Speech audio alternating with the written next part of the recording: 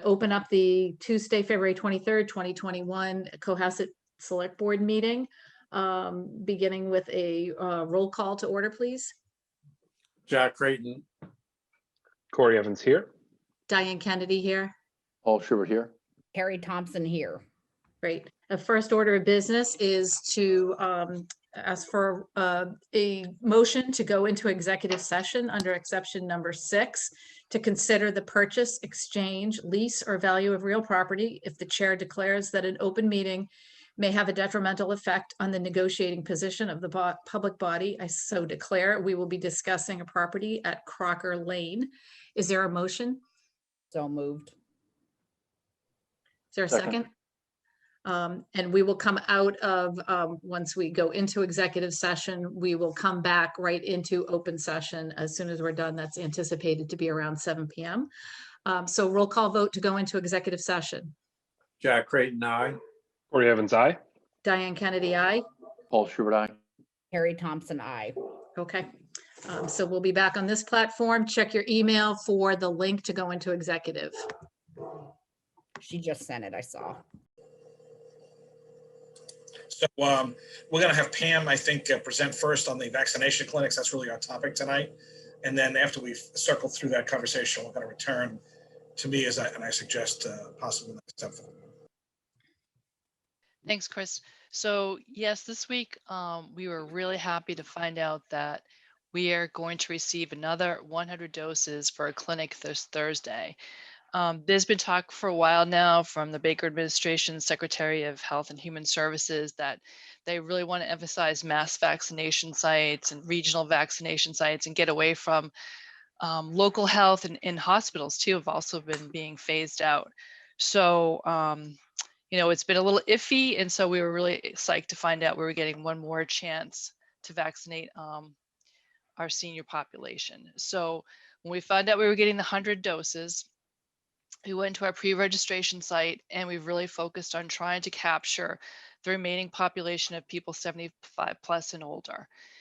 And we found that quite a few people have gotten vaccines in other places, but I think we're really going to be able to capture pretty much everybody in this. We've had the elder services and the library calling people and, you know, registering them over the phone, you know, giving them the best service that we can. And we've pulled aside about 10 doses so that we can go and do home visits. The EMTs are going to go do that.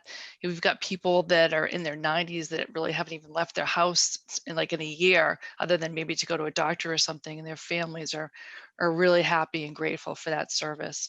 So that's going to be this week. So probably Thursday will be the in-person at Wilcott Center, and then Friday will be the home visits. Now, there's been a lot of talk, like whether or not we're going to get second doses. We have been reassured by the state DPH that we are going to get second doses. So the way it normally had been working up until now was that every Monday morning, Mary Goodwin got a survey from the state, and she filled it out and said how many first doses we wanted. And then they told us starting after this, we're not going to be getting those surveys anymore. So we got one final survey, and it was for all our second doses. So it was for the month of March. So we're going to have second dose clinics on March 4th, 11th, and the 25th. So anybody that's got a first shot from us will get a second shot. So no need to worry about that. Then the other remaining thing is senior public housing at 60 Elm Street. They should also get some vaccine. That vaccine comes out of a different pot, so to speak. Like we got our vaccine from the Department of Public Health. They get it from Department of Elder Affairs. So we will partner with them and help distribute it and order it and stuff. But hopefully they'll, you know, after our second shot clinics, hopefully we'll still be able to also do some Elm Street. That process is still ongoing right now. And I think that's about it. We really, really wish we could do more. It's disappointing that the state has decided to go this mass vaccination route, but there's been a lot of pushback, and unfortunately, it is what it is right now. Thanks, Pam. Follow up? Oh, we have So- lots of questions from the Lots of select board. questions, but before I just want to echo Pam's comments very quickly, and really give a shout out to the folks at Elder Affairs and the library staff. They have done yeoman's work here. They have called every single individual and made 100 different, well, we'll call it in person, but on the phone appointments for these folks. So they've helped them register. They've done everything that they need to do. The level of personal services is been incredible. So a little shout out to them. And then I would be remiss if I didn't tell you the little shout out to Captain Ballinger and the paramedics at the Cohasset Fire Department that are going to go out and go to people's homes and take care of business. We, the Cohasset Fire Department, are ready to go. All we need is vaccine from the state, and we will continue this service. So as we look at more and more of our population that might be homebound, we're hoping that we're ready to go. There's a possibility that the state may want to create their own entity that goes out and vaccinates people in their home. The idea of that is, I'm just not going to. No. Yeah, let's create, exactly, Jack. Let's No. create another entity where we can do this better than anybody else. So that's my piece, and thank you. Great. Thank you for acknowledging everyone in town who's working hard, and we echo that. So I'm going to do Jack, then Paul, then Corey with their hands up. Chief, that was a great comment. Good government begins at home. We should be able to handle our own town. So I have two questions. Are we really saying that the state isn't going to continue sending us vaccines for local distribution at all? I mean, is it exclusively these big mega sites, or are we still going to get some? And the other question that I'm hearing that CVS and Walgreens are, I've heard this from people around the state, I don't know how true it is, that CVS and Walgreens are actually getting their own supply and vaccinating people. Two questions here. Well, I would say on the short term, we are definitely cut off for now. It's kind of based on the national supply, and because the state's only receiving 130,000 doses a week, they feel like their best way to get it in. Now, this is them. They feel like the best way to do it efficiently is to do mass vaccination sites. Now, when they released the announcement that people 65 and older could now get vaccinated, that was 1 million more people that they threw into the pool. And they only have 130,000 doses a week. So it was chaos, right? The whole system collapsed and the computer system went down and everything. They're just going to be in a battle until there's just more and more vaccine out there. I mean, hopefully at some point Johnson & Johnson will get into it, and both Pfizer and Moderna are saying they're going to increase supply. So I would say we're on the sidelines for a while, but I can't really say when we'll be back in it again. And then what was the other question? I'm sorry.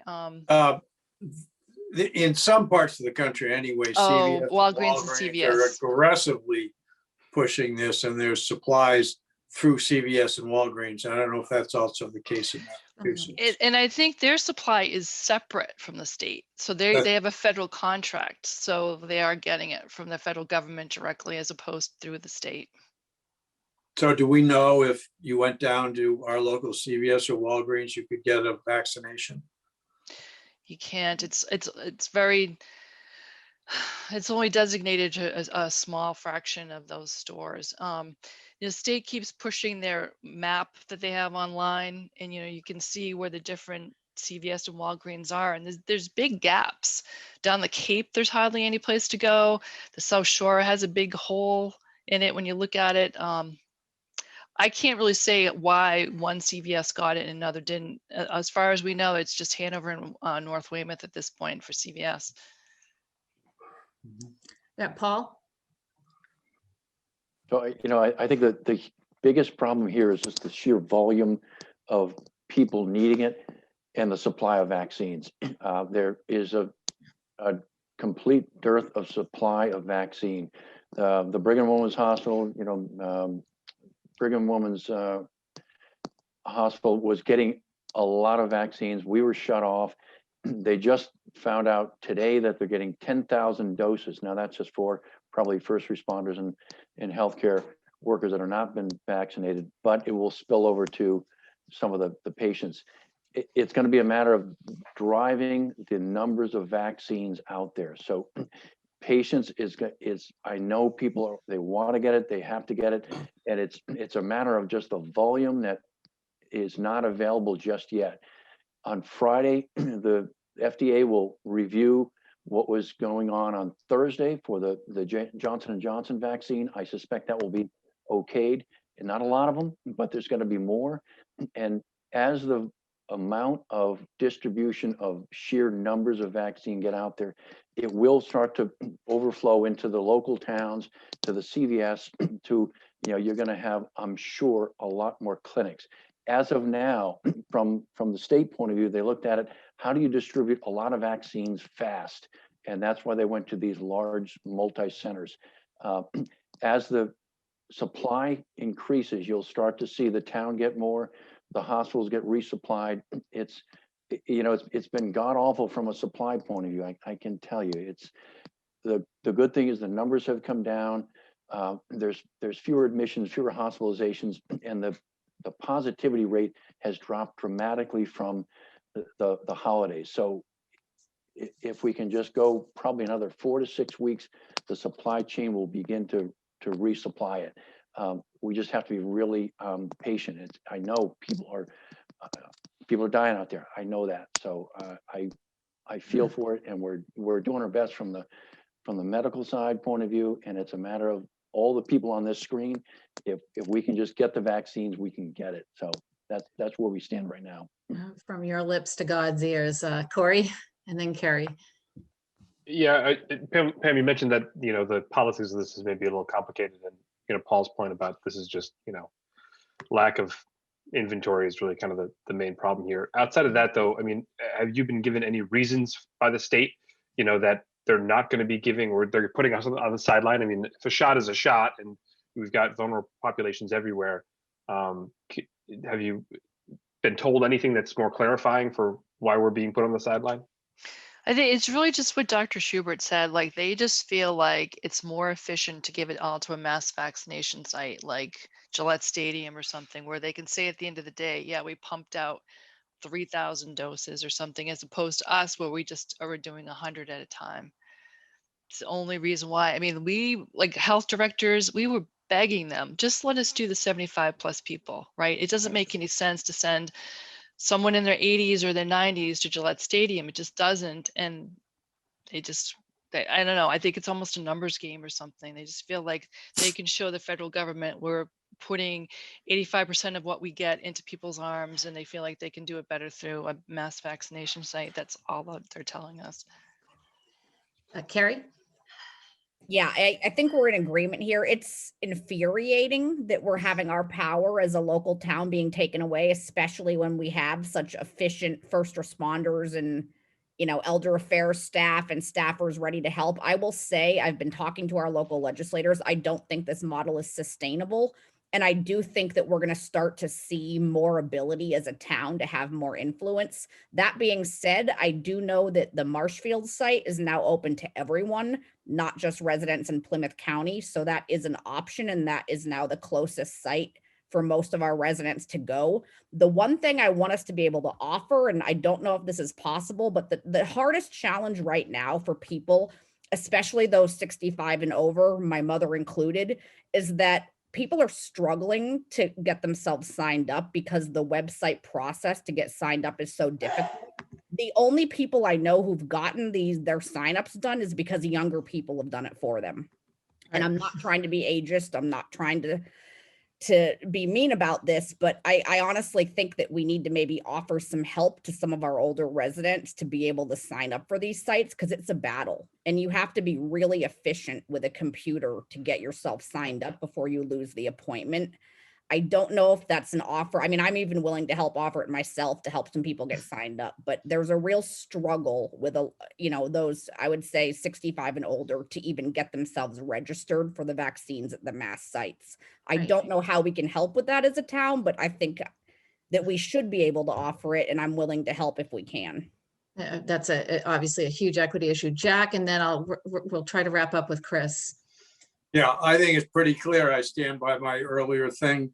Government is best at the local level. We have a very effective town government for doing this. We could do this. If people at home or have a little bit of time, send a letter to the governor and just say, turn it back to the local people who've already have a demonstrated ability to get this done efficiently. We can take care of our 75 plus.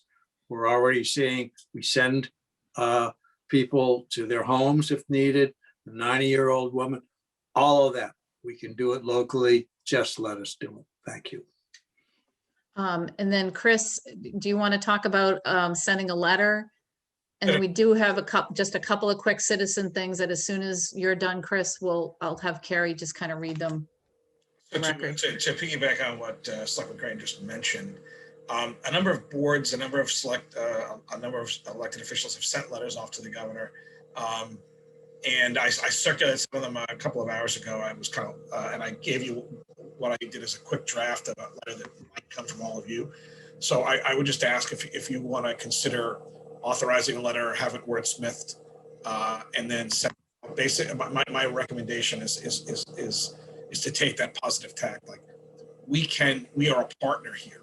Okay, don't cut us out. We can provide critical services. I mean, just think about the workers at a Stop and Shop and a Shaw's. Okay, they're hourly workers. How many of them are going to be able to A, take the time off, and B, to have the ability? I know a number of them don't even have cars. Of folks that have been, how do they even get to Gillette? Problem is we can't mass transport them either because you're making your own appointment. So somebody can be at 1, somebody can be at 4, somebody can be at 11:30. We can't even help them transport down because of it's an individualistic model. You help yourself, right? Which is great if it's everyone for themselves. But when you're trying to do groups, if they like carved up the mass vaccination sites and give us block schedules that we can help, get people down there. They haven't thought about, they haven't made any of those options for anybody. So, I'm just asking if the board has an interest in crafting a letter. I sent out a draft. You can use that as a base, or one of you can be designated to write something. And you can circulate it around and just get your signatures. I think I did talk to Senator O'Connor earlier tonight about some other issues, and this came up. And while he wasn't tremendously optimistic in the short term, he does believe that there's, some of this is starting to get through, and remains hopeful that that the local communities will be plugged back into this as we should be, not to replace the mass vaccination sites, but to supplement them in a way that we can do best. And again, I think going on record for that is is a good thing for the town to do. I agree. I would ask the board members to, if you have any edits to Chris's thing or lines that you think need to be retooled, get that to him as early as tomorrow. And assuming everybody's on board with us signing that letter, we'll ask him to send it out on our behalf. Okay, Corey, you had your hand up. Should we make a motion of it to make it official? Yeah, I'd like a motion if possible. Thanks. I would like to make a motion that we authorize Chris Senior, the town manager, to write a letter on our behalf to the state regarding our position in getting COVID vaccines. Great, and try and get it out tomorrow. Is there a second? Yes. Second. Okay, roll call, beginning with Jack. Sorry, Jack, you're on mute. Oh, you should be so lucky I'm on mute, but anyway. We need you for votes. Yeah, I know. Well, I do think we have to do this under the 48-hour rule. Part of the community update, right? I mean, it's kind of on topic, isn't it? It's kind of on topic, but I think if you're going to do a motion, I mean, it's very easy to do it under the 48. Why don't, then what, let's hold the vote till the end of the meeting and we can bring it up I withdraw my motion. at that time. Thank you. Carrie, there was a couple just comments if you want to read them because I skipped over public comment period. If anybody has anything during the course of the meeting, just type it in the Q&A. First, related to this topic from Katie Dugan, she says that the CVS Walgreens strategy from Massachusetts is focused on communities that have had community spread, places like Revere, New Bedford, where they have had issues with community spread. So that's probably what's happening there. And then we also have a comment from Sean Galvin asking if we have any updates on senior class activities, if we know of any plans to revisit public events, public event permits, anything after March 1st, such as the Little League Parade, Cohasset Pre-Prom, Red Carpet, Arts Festival, and Triathlon. So basically, our position has been, if, On mute again. sorry, I play with my mouse pad. If anybody has a proposal that they want to bring forward for any kind of an event, we discussed this last week, they are going through the town manager's office, and it's getting reviewed by our public safety and health professionals. And then if it's something that looks like it's ready for prime time and consideration by the board, like the Earth Day event that we discussed last week, we'll take it up at that time. So at this point, we don't have any other applications in the queue that I'm aware of. If Earth Day was the last. I mean, I know. I think the Little League has reached out to Pam. Has Little League reached out to you, Pam? I guess the Little League's working with Pam, and they'll come back. So if there's anything that worked its way through, it'll be at the next board meeting. So, at this point, though, I don't think any of the other major events are going to occur. The road race by the sea is going virtual, I'm afraid, again this year, and that's would have been scheduled for March. For events later in the season, again, I think it's because there's such a long lead time for some of these. I don't know that any of them are going to try to pull it off at least before June. Right. I've not gotten the indication that they will at this point. Even the Arts Fest.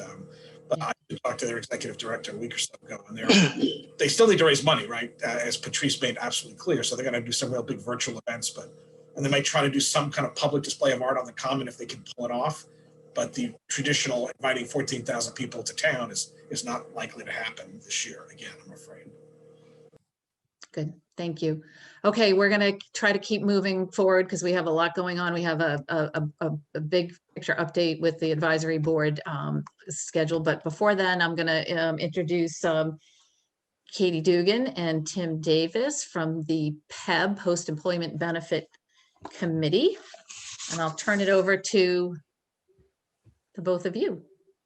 Well, thank you. Let me just start by thanking you all for your interest in post-employment benefits. Some of you have been through this before. This is our annual report. I would also like to thank all of the Post-Employment Benefits Committee, particularly Katie Dugan, who has done an incredible amount of work pulling all this together. We've been at this for a number of years, as you know. Some of what you'll see this evening may be a little bit disconcerting as the unfunded liability has continued to grow.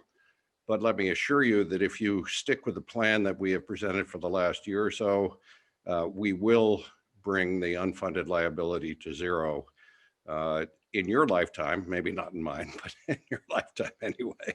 But there is a plan. Some of the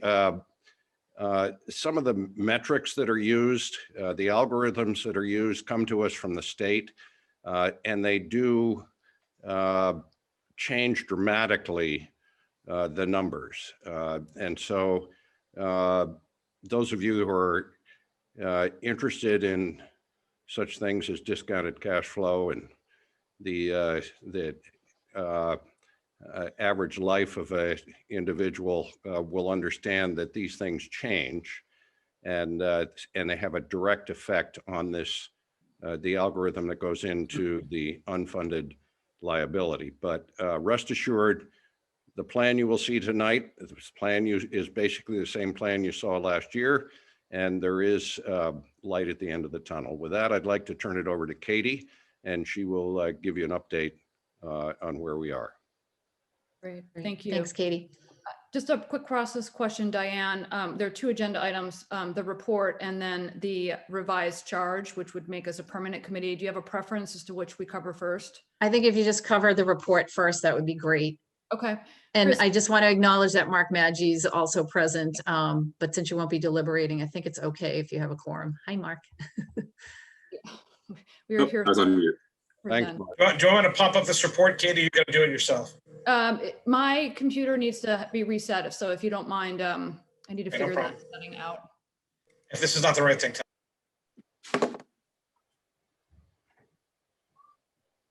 That's it. All right. So I'll try and keep this short and sweet.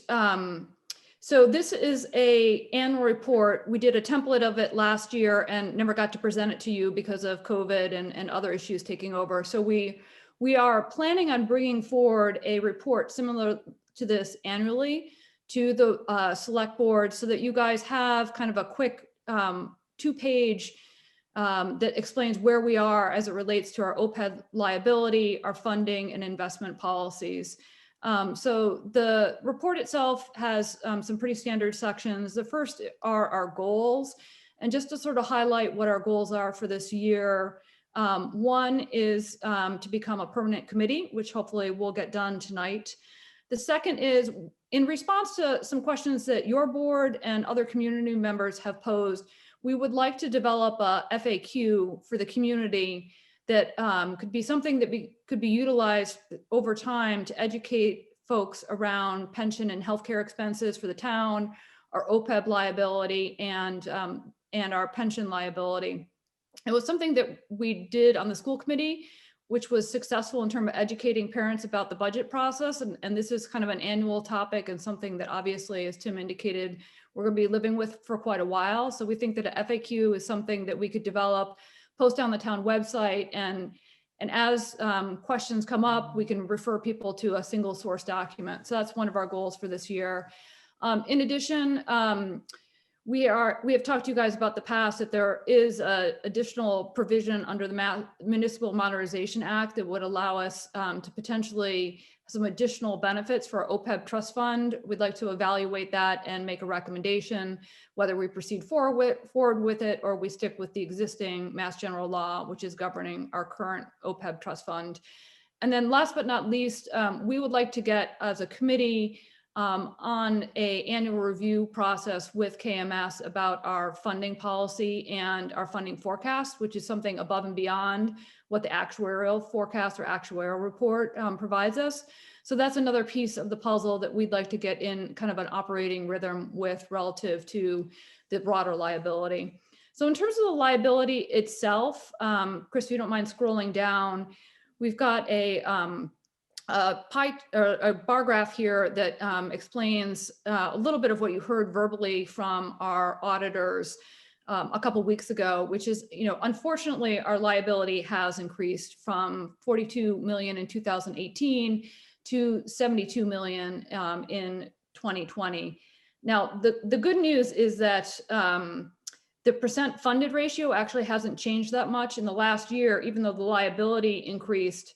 The funded ratio went from 5.6 to 5.1. So, Tim's message about staying the course with the funding, although we're not making or gaining much ground, it is keeping us holding steady as it relates to our funding ratio. And if we continue to plug away at this and we have some accelerators in the future, we will make some real headway as it relates to our fully funded ratios. Chris, you scroll down a little bit further, and this was, again, something that our auditors foreshadowed when they spoke to you. The OPEB liability is extremely sensitive to changes in discount rate, but also changes in the healthcare trend rates that are in the actuarial report. And so a 1% decrease in the discount rate increases our liability by $15 million. And why does that matter? Well, if you look at the chart below it, that line graph, you'll see the trend that's taken place in our discount rate. And unfortunately, our discount rate has gone from its peak in 2018 of 3.95% down to 2.28% in 2020. And the most recent year, we suffered a 130 basis point decrease in our discount rate. The discount rate is controlled based on GASB, which is the accounting that's used by municipalities statewide. And the discount rate is broken into two pieces, a discount rate for the periods of which you're fully funded, where you're allowed to use the long-term rate, investment rate of return, which is 6.75% and decreased in the year-over-year comparison from 7.5 to that 6.75. The other portion of it and the more impactful portion of it is that for the years that you're not fully funded, the rate that you can calculate into your overall discount rate is the municipal bond rate, which again decreased year over year from 3.5% down to 2.2%. So the net impact of this is that both on the shorter portion of the discount rate calculation, which is the long-term investment rate, and the longer term portion, which is the municipal bond rate, we saw decreases in both of those categories, bringing down the overall discount rate by over 1%. So those are sort of the realities that we face. There are swings in our liability when there are changes in the underlying actuarial assumptions. The other thing that I would state is that these changes that we're experiencing are the same for every single municipality. So all municipalities were equally impacted by this. It wasn't like Cohasset was singled out by any of these actuarial trends over the last couple of years.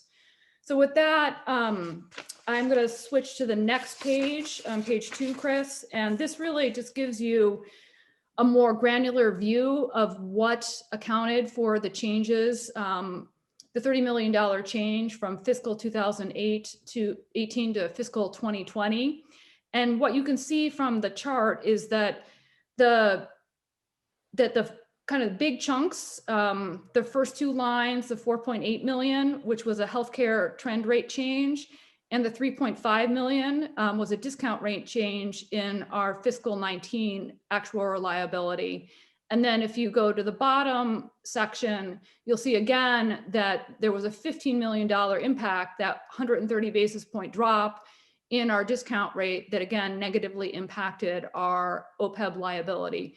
So in total, 75% of our increase, that $30 million, was a result of actuarially assumption changes, one related to healthcare trend rates and the second related to discount rates. So those are things that are not in our control, but do negatively impact our liability, at least from an accounting perspective. Yeah. And so with that, I'll go on to sort of the good news portion of this, which is that we do ultimately control our fate here, and we control our fate through our funding policy. And as most of you know, we put in place a funding policy last January. It was a 2-pronged funding policy, the first of it being an annual funding target that we were going to increase 3% annually. And I'm pleased to say that we hit that target in our first year, although we do need to do the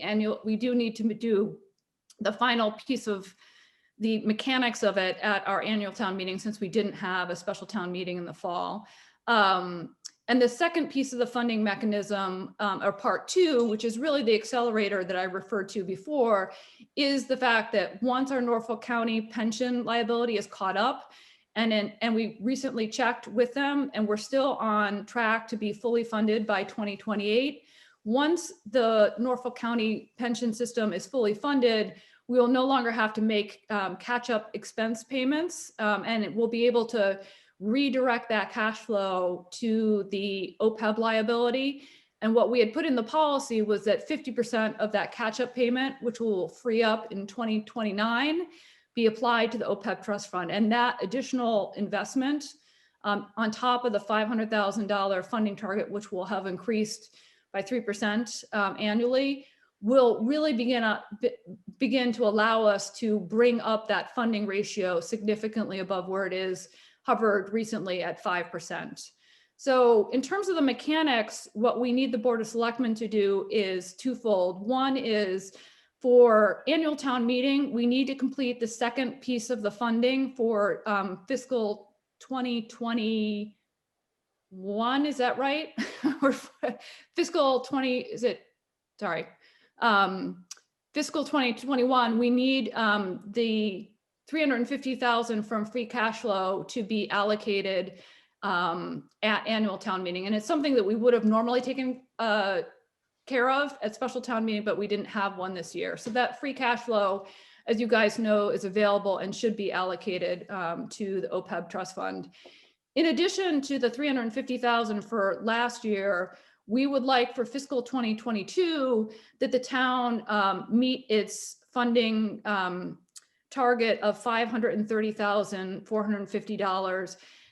Typically, we split that between a portion in the budget and a portion in free cash flow that would happen in the fall. So what we'll be asking you to do at annual town meeting is just the budget portion of it, which, correct me if I'm wrong, Don, is around $165,000 or thereabout.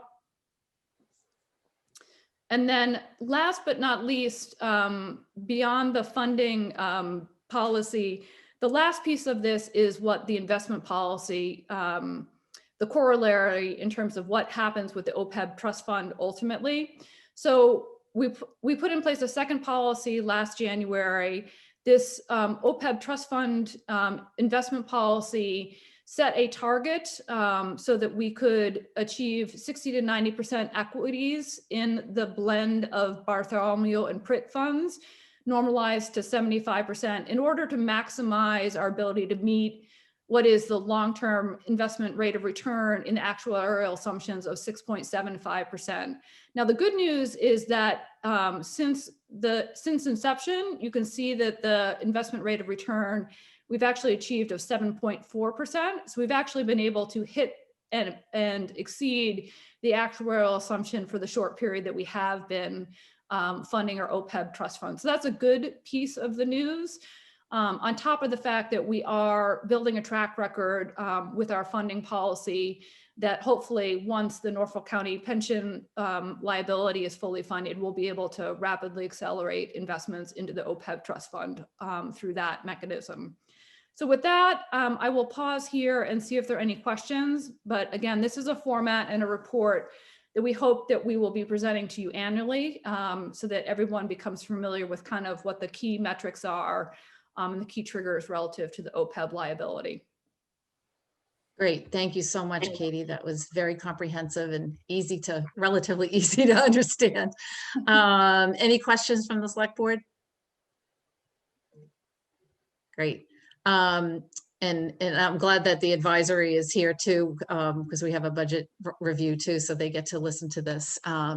So Katie, moving along, if you want to present the proposal for a permanent PEB committee and just for the board's information, the PEB committee has been working on one-year appointments, so we just cut them up through June 30th. So the proposal that Katie has would be for appointments for fiscal 22 beginning on July 1st. So something we would be addressing and kind of reconstituting the committee in June.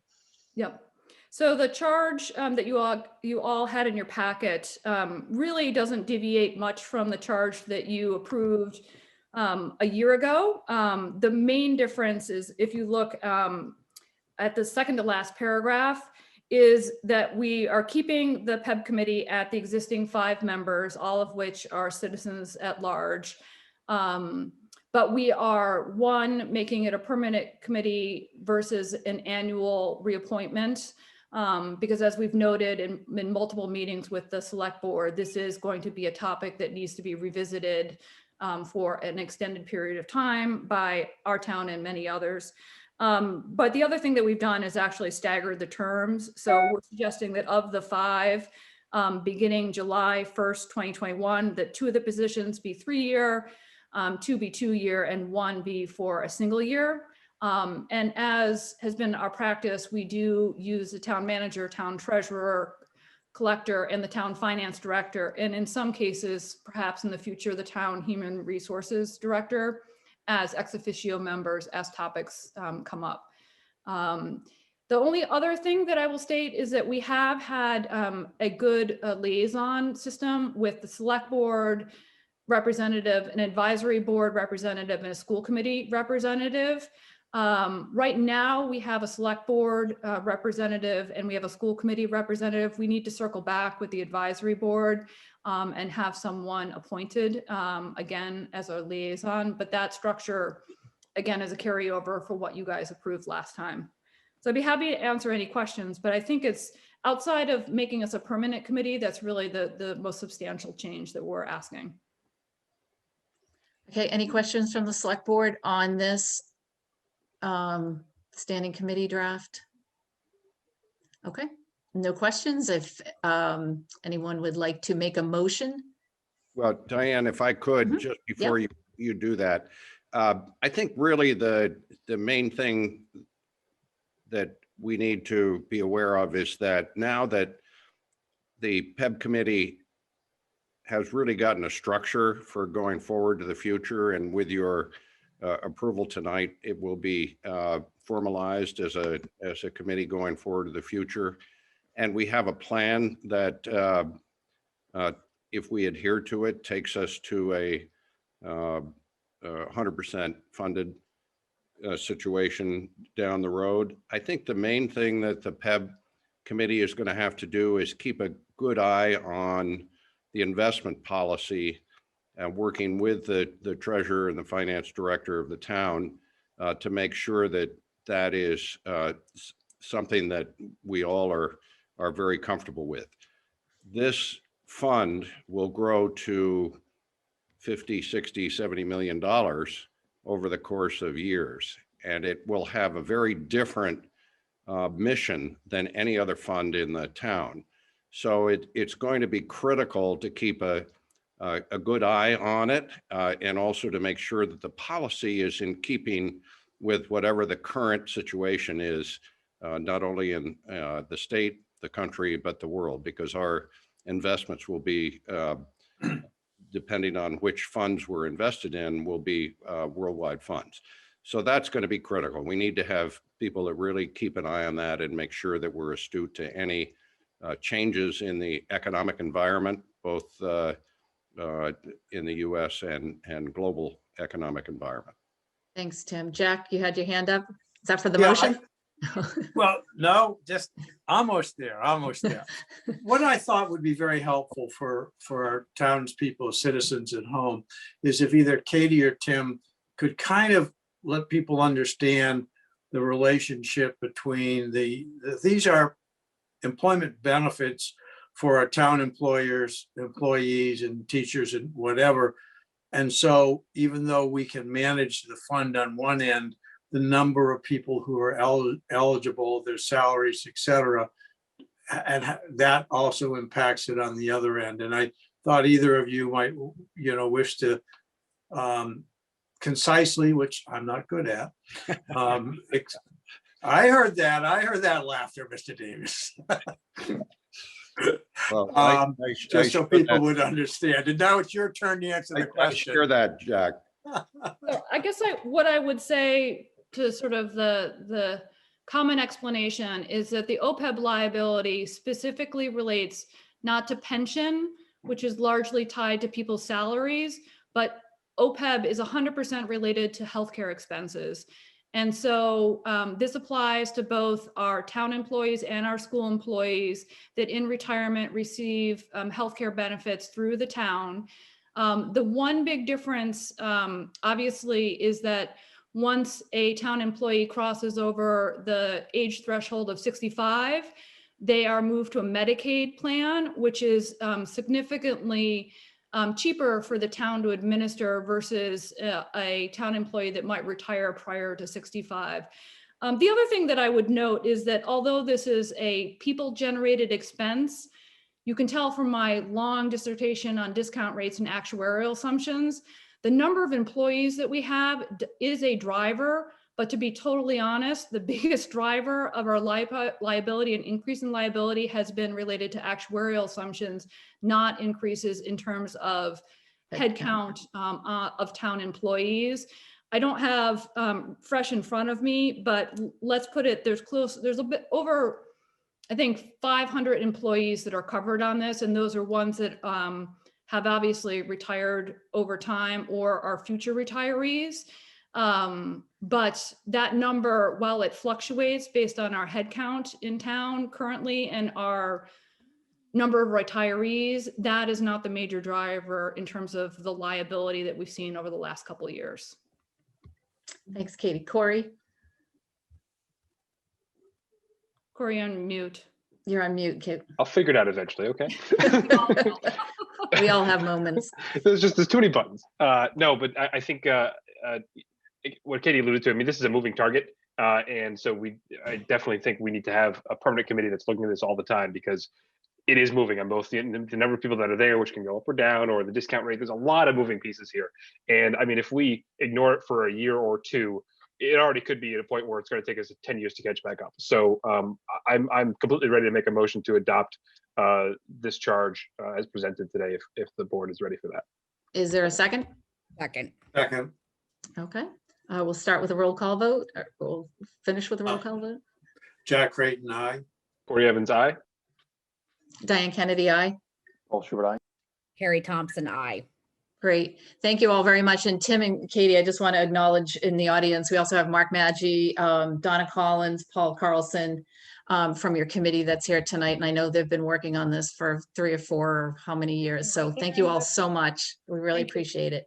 And I, just as a plea to follow up on the FAQ, I will send an email to all of your board members asking for questions that you might like to see in the FAQ, because as Jack alluded to, it's a complex subject. And while we may understand it or think it's sort of second nature, I think getting some questions from you that you would like to see in this FAQ long-term, or from advisory committee members that are already listening, I think that'd be really helpful. So that's my pitch, to email me directly, and I'll reach out to the select board requesting that, so that we at least can start with some questions that you guys have as our base. All right. Great. Thank you very much. Thanks, I'm everyone. going to quickly turn over to Rob Hillman, who's chair of the advisory, to convene by roll call his committee, and then we'll get rolling on the next agenda item. We're a little late on budget review. So thanks everyone for your patience.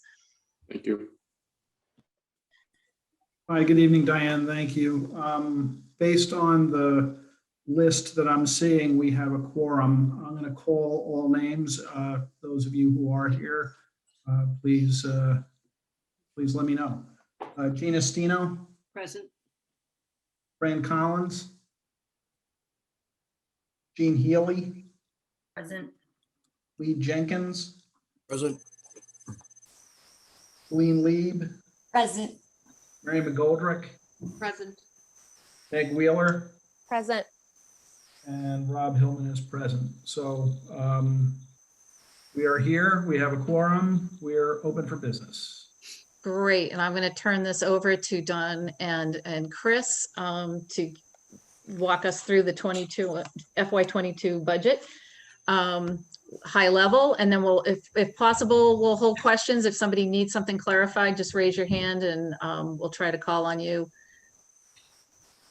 All right, if you don't mind, what I think we'll do, because I think it flows better if we start with just where we are on 21 today, and we'll just flow into 22 because we're doing them together. So I know Don is there. So just a quick update on where we are and stuff today on 21, and then what we're going to be doing is kind of a high level overview of 22. Taking a look at the forecast numbers, and then a summary sheet coming out of the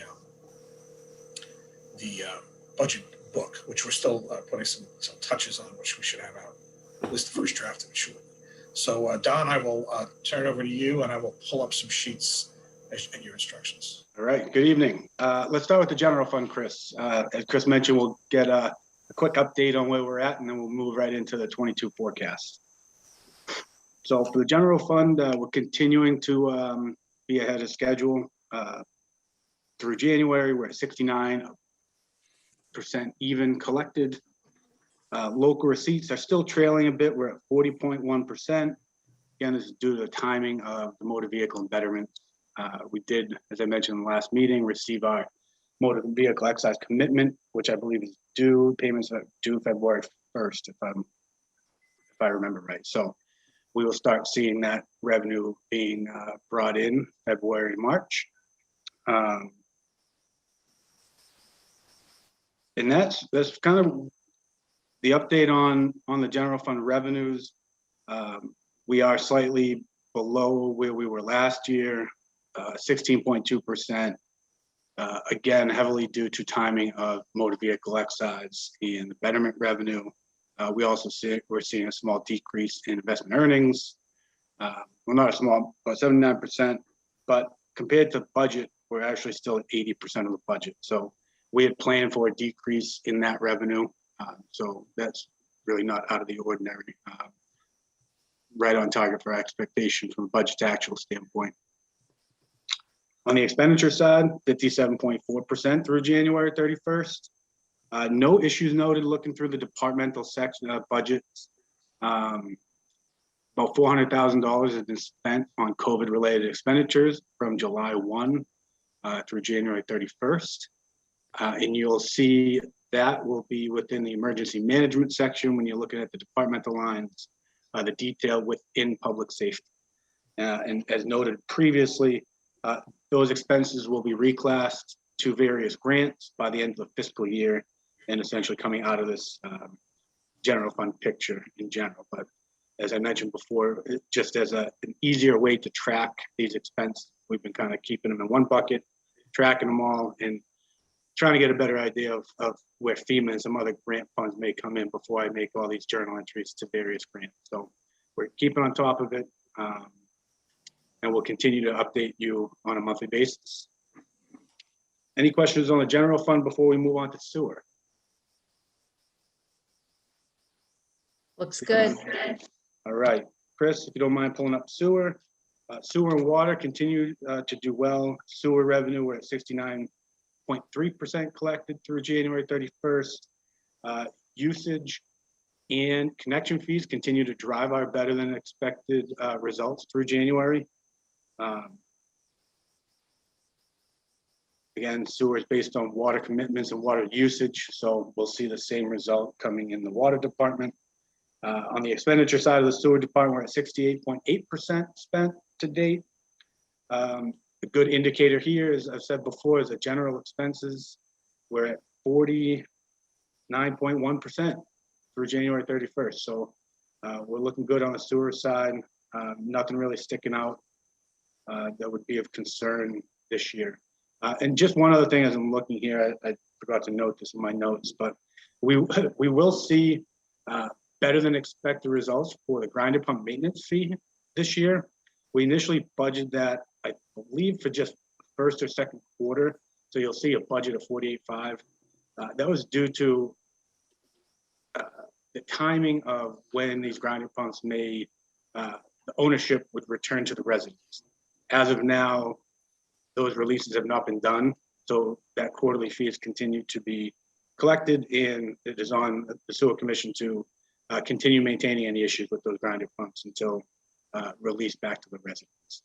So I just want to make that note as you see almost double the budget being collected through January. Any questions on sewer? All right, move on to water if you could, Chris. Revenues, we're at 62.5%. And just similar to sewer, the big drivers here are the water usage and connection fees. And no other issues on the revenue side. You'll see that the big hydrant fee has not been collected as of January, and that's just a timing issue. We get billed in February. So you'll be seeing that $338,000 receipt come in February. On the expenditure side, 72% overall, and general expenses at 46.6. So overall, through January 31st, I think we're in good shape. We'll continue to report back on a monthly basis, and as always, any questions that come up each week, or if anything comes up, just let me know. I'd be happy to set up meetings or discuss over the phone. Great. Everybody okay with the update on current finances? Good. All right. Right. Let's look at next year. Get on to where everybody came to this meeting for, huh? Chris, if you could pull up the forecast. And is there anything you want to know before I just kind of got into the highlights here?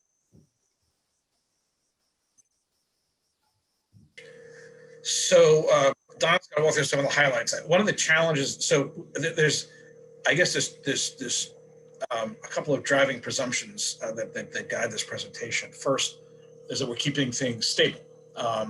And that means that we're meeting our commitments, and at the same time, we're plugging holes where we have to. And this one kind of wacky expense that happened this year was with pension. Don will talk more about that. We got a little bit of a curveball in how much more of an increase it was this year.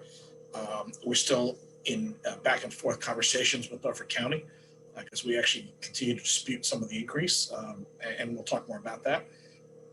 The other is that the select board made a commitment to our workforce to maintain a base raise for everybody in this next cycle, the 21-22 fiscal year there, so that there's a base 2% COLA built in to our expectations for staff.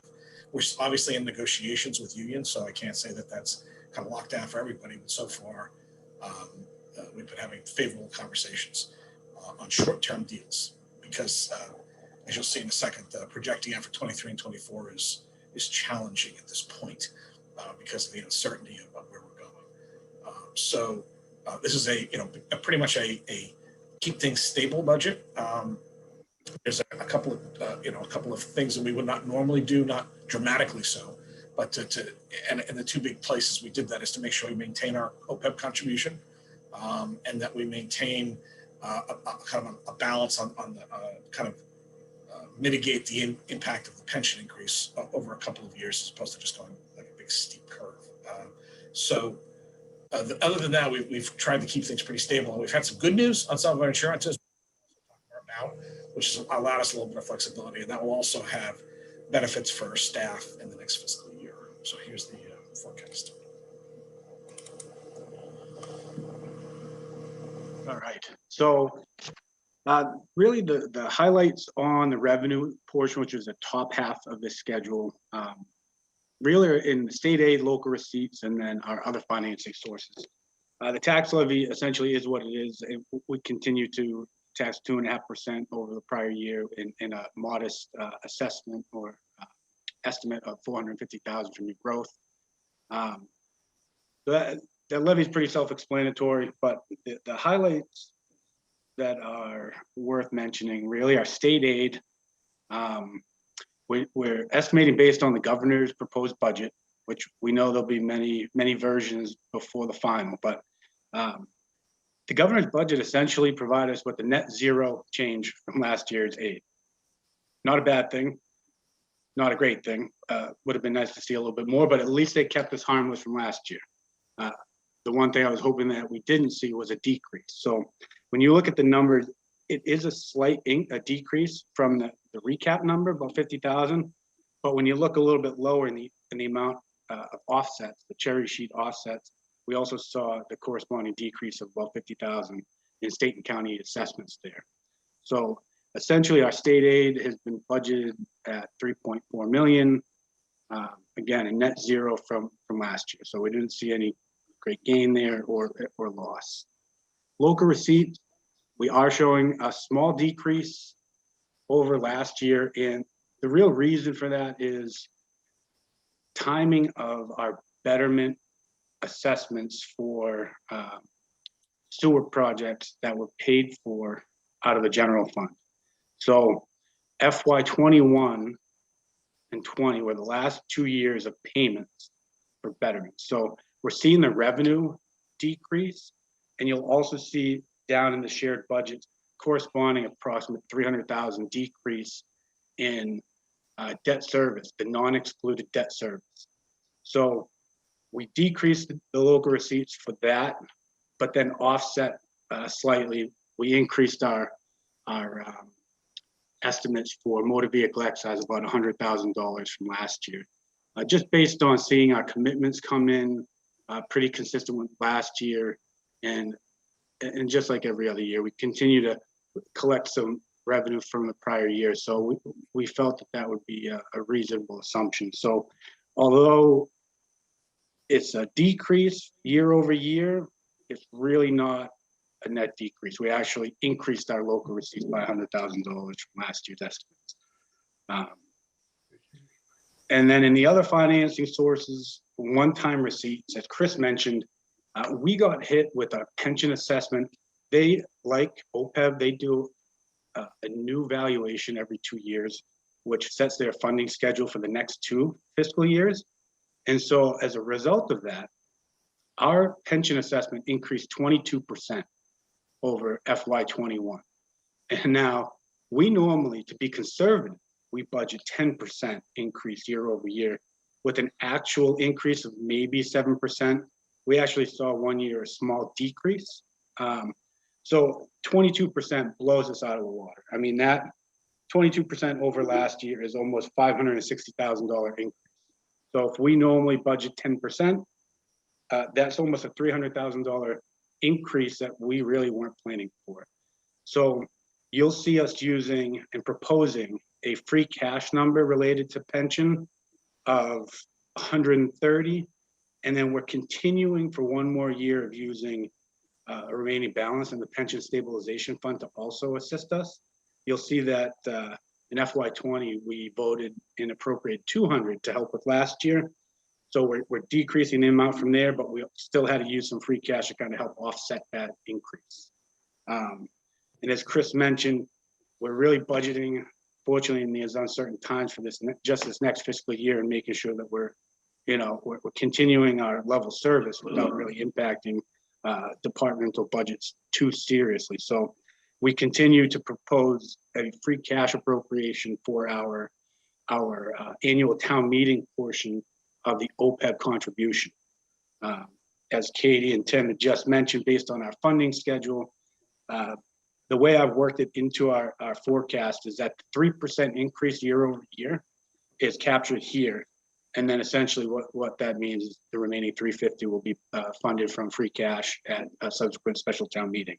So the $180,000 appropriation is being proposed to be funded from free cash. So those are the big highlights, I would say, from the revenue side.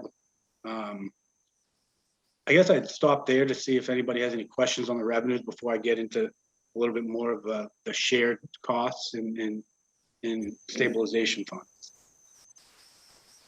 Any questions? All right, All right. keep moving. All right. So I guess a couple highlights to note here, but between transfers, we're maintaining the transfer to capital stabilization at just under $2 million.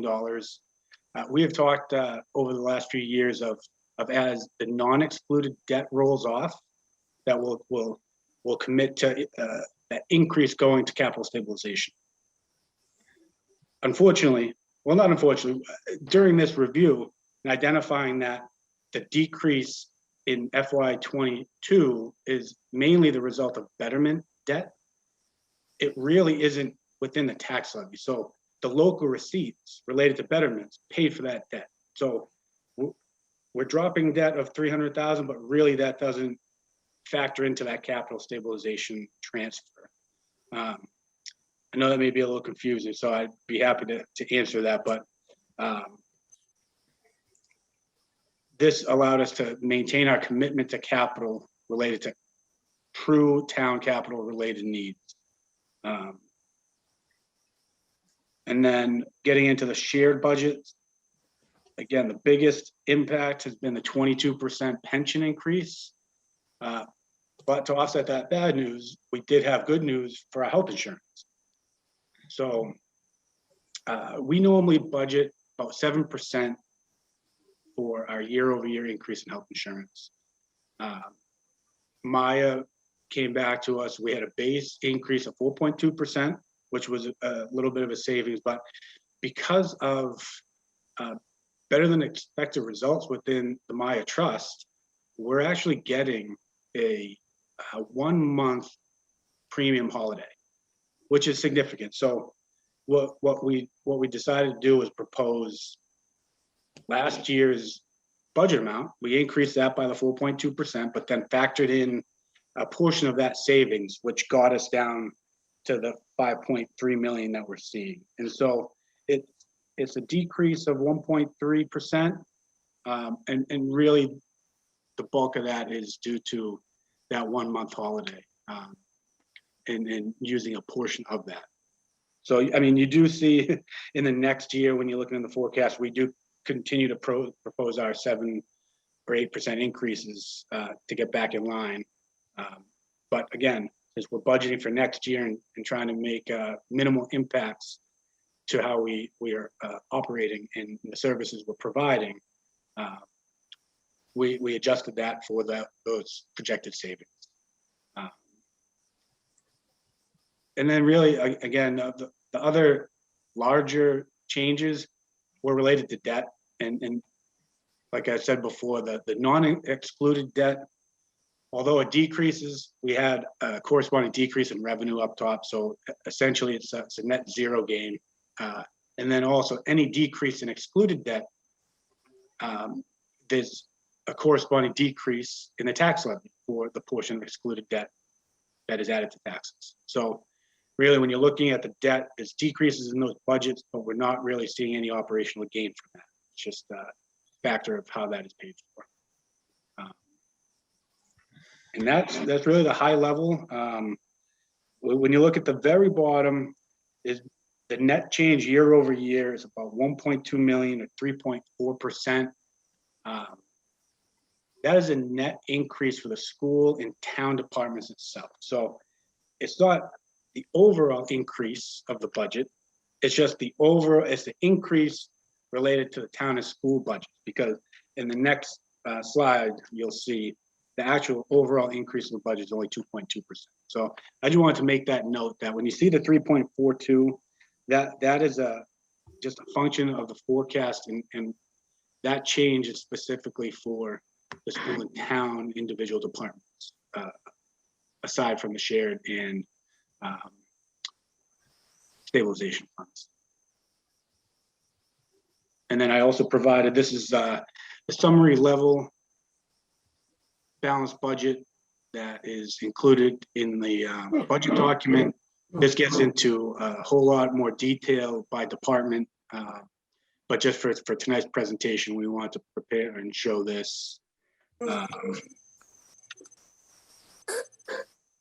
We're continuing, like Chris said, to commit to a 2% increase for our COLAs.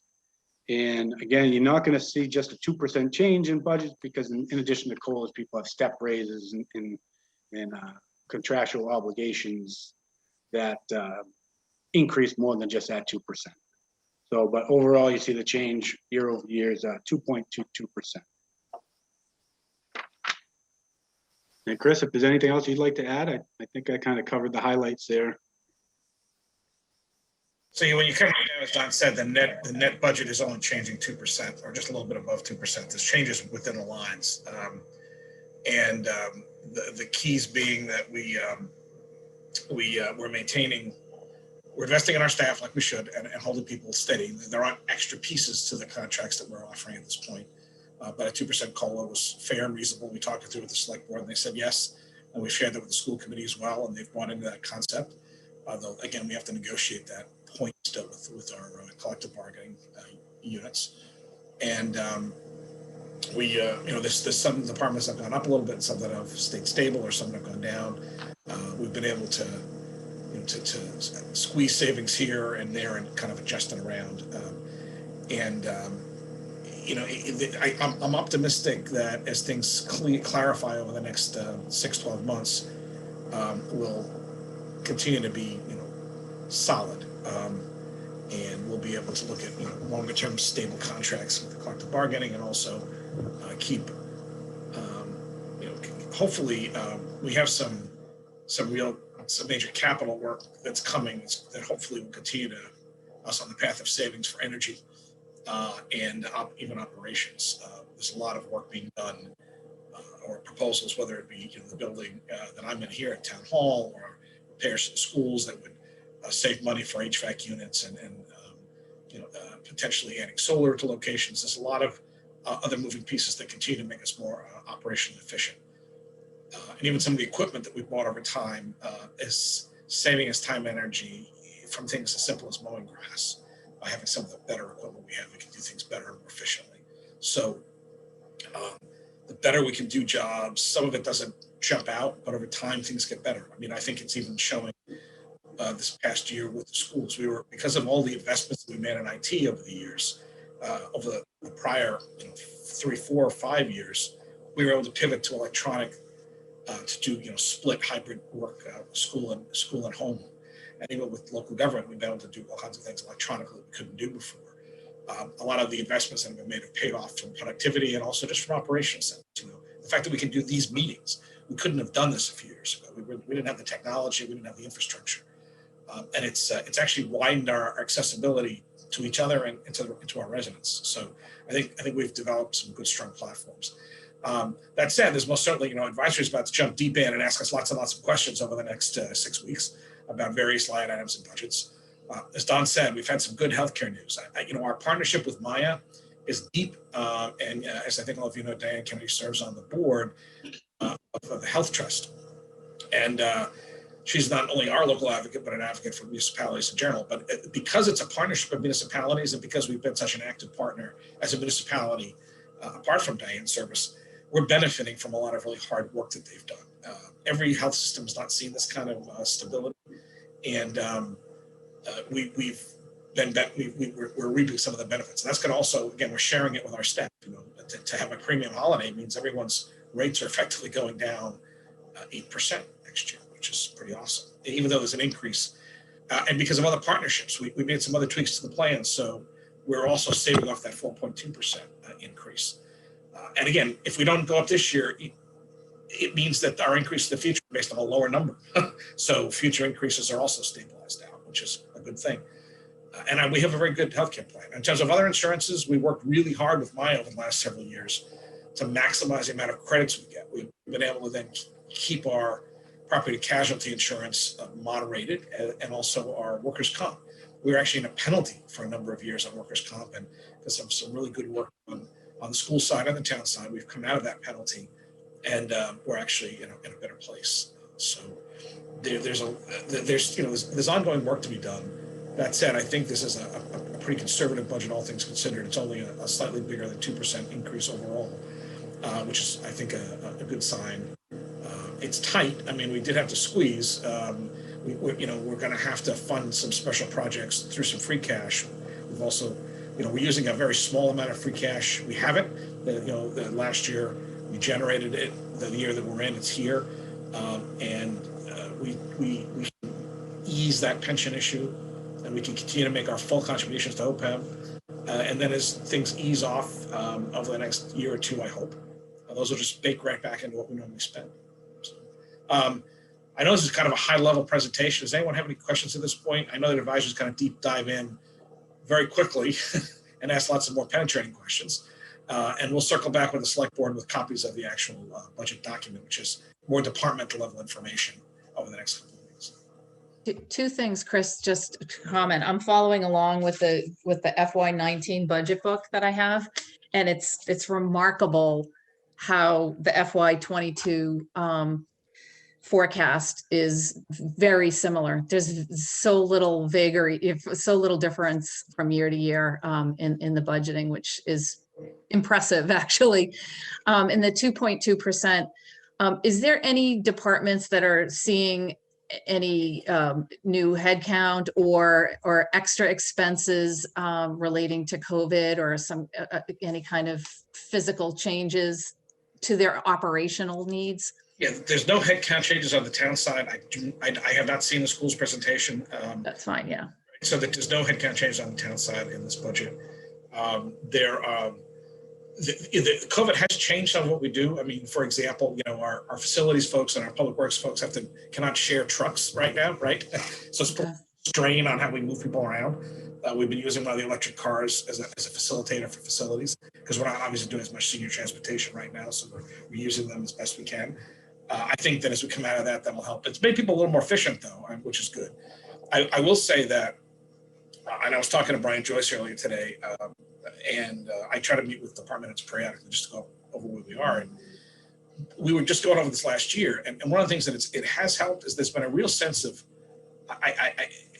camaraderie and teamwork that's developed out of this last year, because we really collaboratively worked on how to keep things functioning. We were talking before that during some of the year, we had a couple of our neighbors literally shut down the public works department. They were not working for 3 months, except when there was an emergency. We kept staff. Now we did alternating teams, but we kept people working. We never stopped working. Now there weren't as many people on site at any given time, but we never stopped.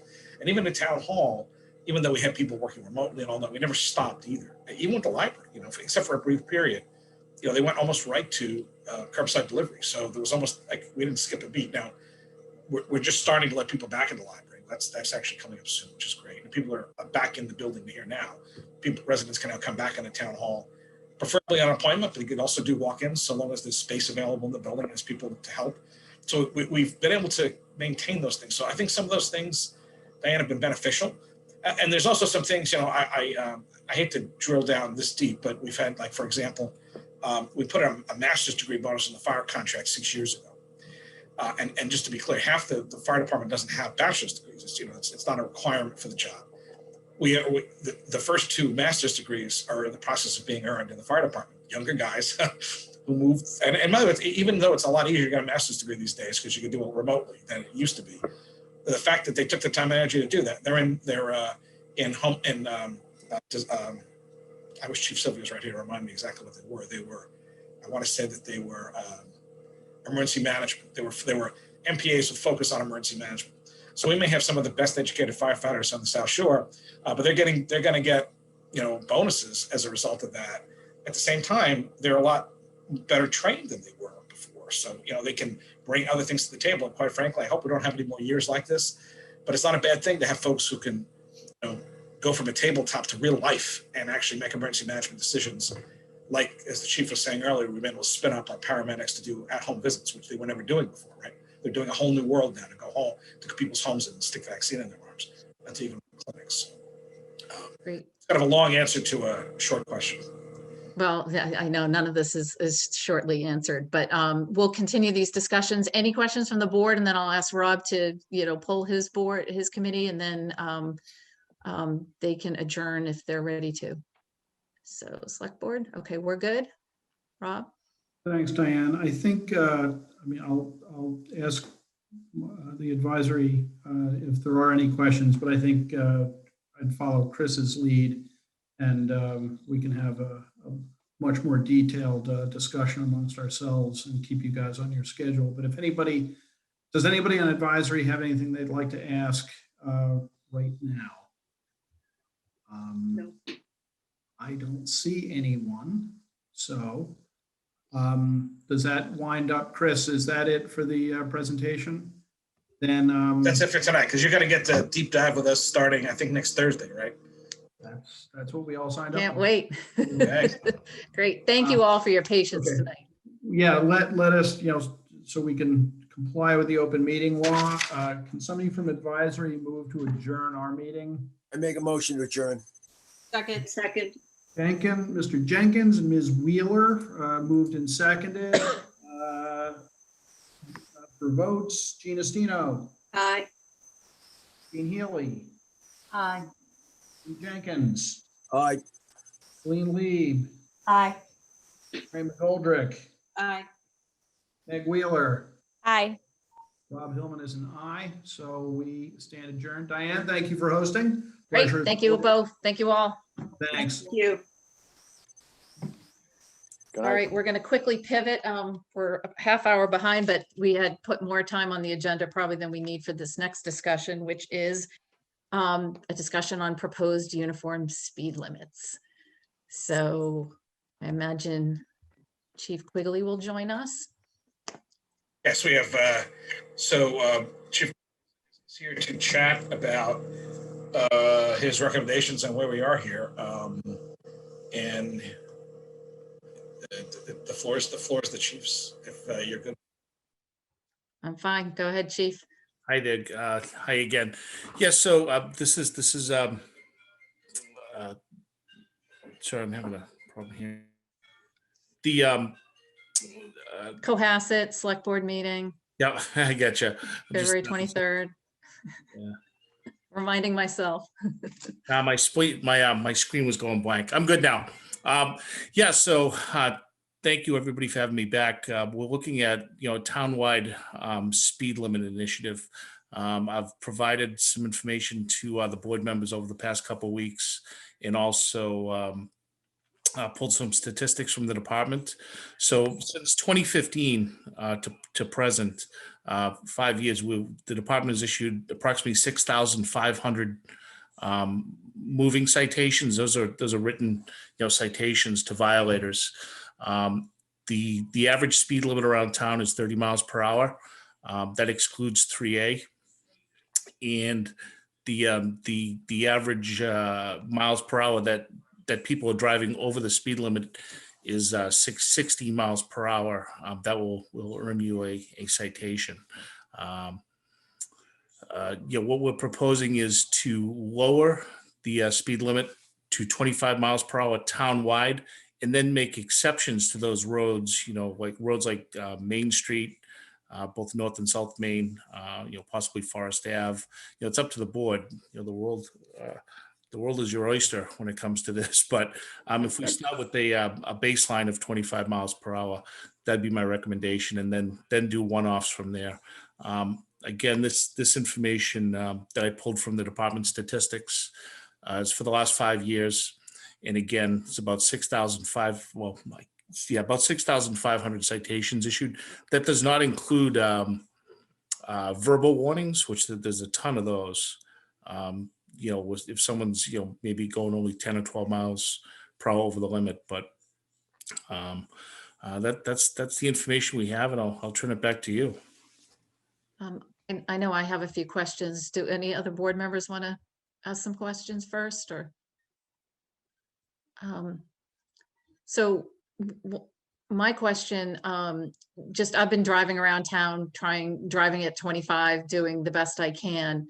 And I guess the question I have is for potential action tonight, if we are to put forward a motion to adopt a uniform speed limit, sort of what would be the timetable for, getting it appropriately marked in the appropriate places, and are we doing it, is there a part of the motion except where otherwise posted? Now, for example, there's a couple spots on Jerusalem Road near White's Farm where it's actually 20 because it's so windy and very hard to see. And I know right in the village, it's 20. And I believe, Chief Sylvia, you can correct me, what Forest Ave is. I think it's 30, and do we say 25 except where otherwise noted, and then kind of take inventory of some of those streets that aren't 25 that we should address individually or not? We have meaning like the forests and the, North, South Main and various sections. We do have we have a map that is an overlay with speed limits, and I think it would be as easy as taking down the 30-mile-an-hour speed limit signs around town. So remove those, and anything that doesn't have a 30-mile-per-hour sign would go to 25, and the 20s would stand. And I think there's even a couple 15s in town. But that 25-mile-an-hour will provide a good base for us for all roads. And again, then we can deal with the one-offs. But I think if there was a motion tonight, and this is more of a Chris and Brian Joyce issue, but probably like an April 1st or a May 1st date would be appropriate, so we could get our house in order and properly advertise this and market it. Yep. So I have hands up, so I'm going to go Carrie, then Corey and Jack in the order I saw the hands. Yeah, thank you. Chief, I know you mentioned before some other possible traffic calming measures that could go along with this. And again, psychologically, it does seem like a lot of those tend to work really well. So for example, I know that one speed counter thing that we had on Sawyer for a while does make people aware of how fast they're going. And it makes us all, I think, psychologically pay attention to it. Do we also want to be pursuing some of those other measures in addition to this? Or do we think we just want to start with the speed limit change, see how it goes, and then maybe consider the others? I think we, if we start with, setting the base speed limit, and then we should, move into, looking at some traffic calming solutions. Those are the things that really work. Physical changes to the road and road design. Those are the studies have shown that those are the things that really make the impact. I agree. I agree as well. Corey? Jack, do you want to go before me? No, go ahead. Go first, please. Okay, one question. I had heard that if the town can if we were lower to 25, that if it did work out, that we would have to go to the state for permission to raise it again, that we would lose our ability to raise it. I don't know if that's true or not. No, yeah, the laws changed a few years ago. We adopted the appropriate section to accomplish the change, but years ago, you'd have to actually go through the county.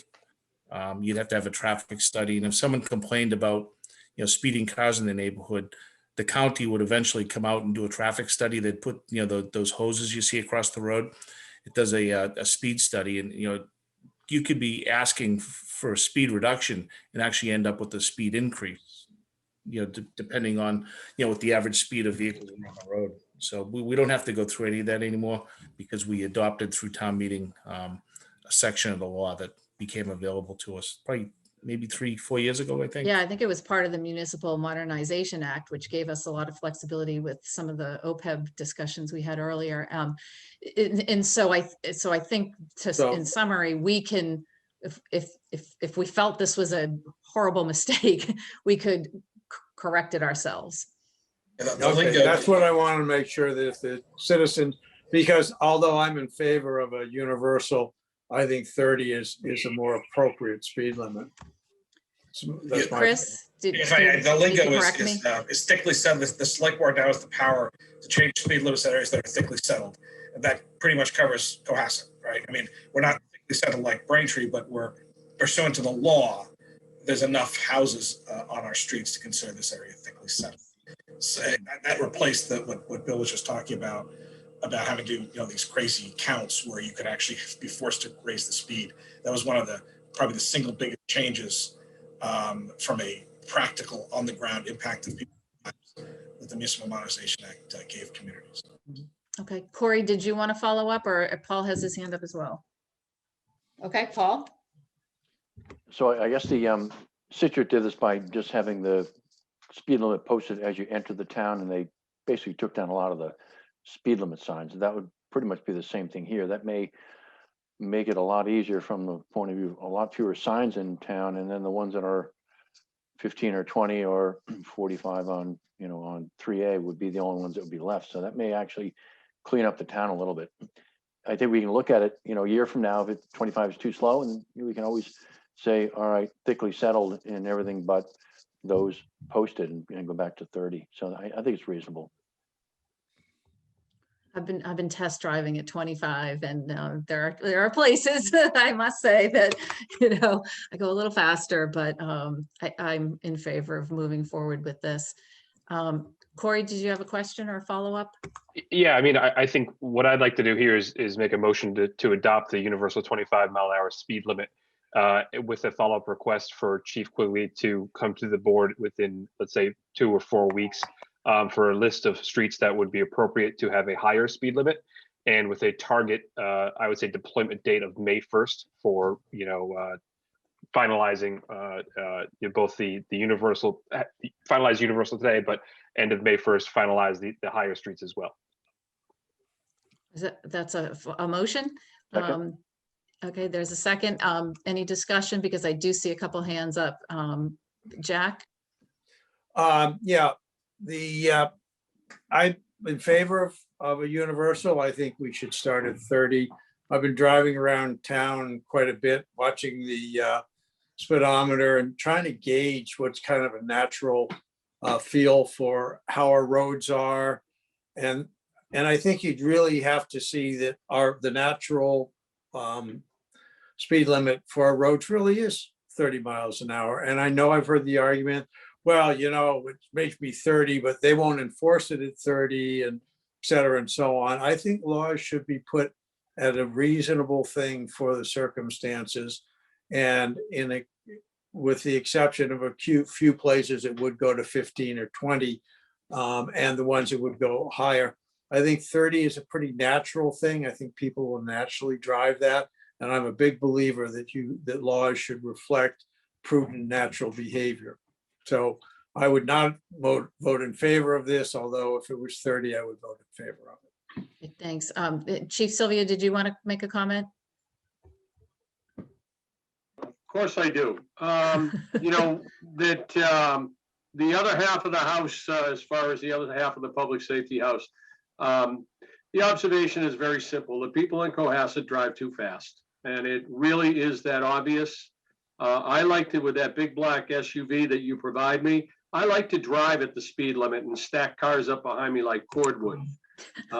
You know, I live on Forest Ave. I can tell you no one drives 30 miles an hour on Forest Ave. North Main, South Main are pretty much the same thing. Sawyer Street in front of Dr. Schubert's house is a racetrack. Anything you can do to try and slow people down. And again, you know, and Chief Quigley's instructed me too many times about this, that a speed limit is a suggestion, especially in Cohasset. So if you say 30, people drive 40. If you say 25, they drive 35, and that's where they're going to be. I'd like to think that everyone will come down to the speed limit, but to be very honest, I think the only ones that drive the speed limit are the kids that are learning to drive. Past that, it's you know, it's just the way it's been. And I would give you the examples of, you know, Elm Street, Forest Ave, North and South Main, Sawyer Street. Those are the roads that we're talking about that, you know, if we can slow some people down a little bit, it's a good thing. And obviously it's a lot safer. So that's my two cents. Thanks for your input. Okay, we do have a motion on the floor and a second for adoption of a uniform speed limit at 25 with the caveats and trying to get this up and running by May, and of course we can revisit it should we go forward. So I'll call for a roll call vote, beginning with Jack. Jack Creighton, nay. Courtney Evans, aye. Diane Kennedy, aye. Paul Short, aye. Carrie Thompson, aye. Great, thanks. And, you know, I have heard from people about 30 being more reasonable, but I think we have to kind of set something in stone, and hopefully it'll work out. Before we go on to the next agenda item, I just wanted to bring up a request that we had at a board meeting a couple weeks ago, and then similarly, some community members have reached out to us about posting Go Children Slow or some appropriate signage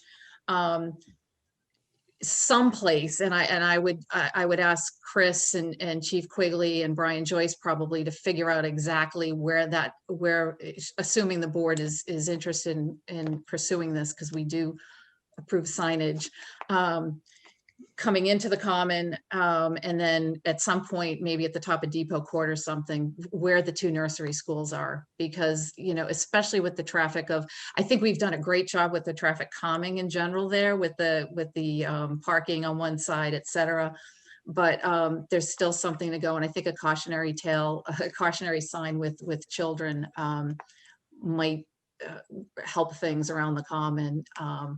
Anyway, that's what the community has asked for. I, as somebody that doesn't like signs because of the noise, obviously signs work in certain cases, and I think the safety of the kids, this is something I would like us to investigate doing.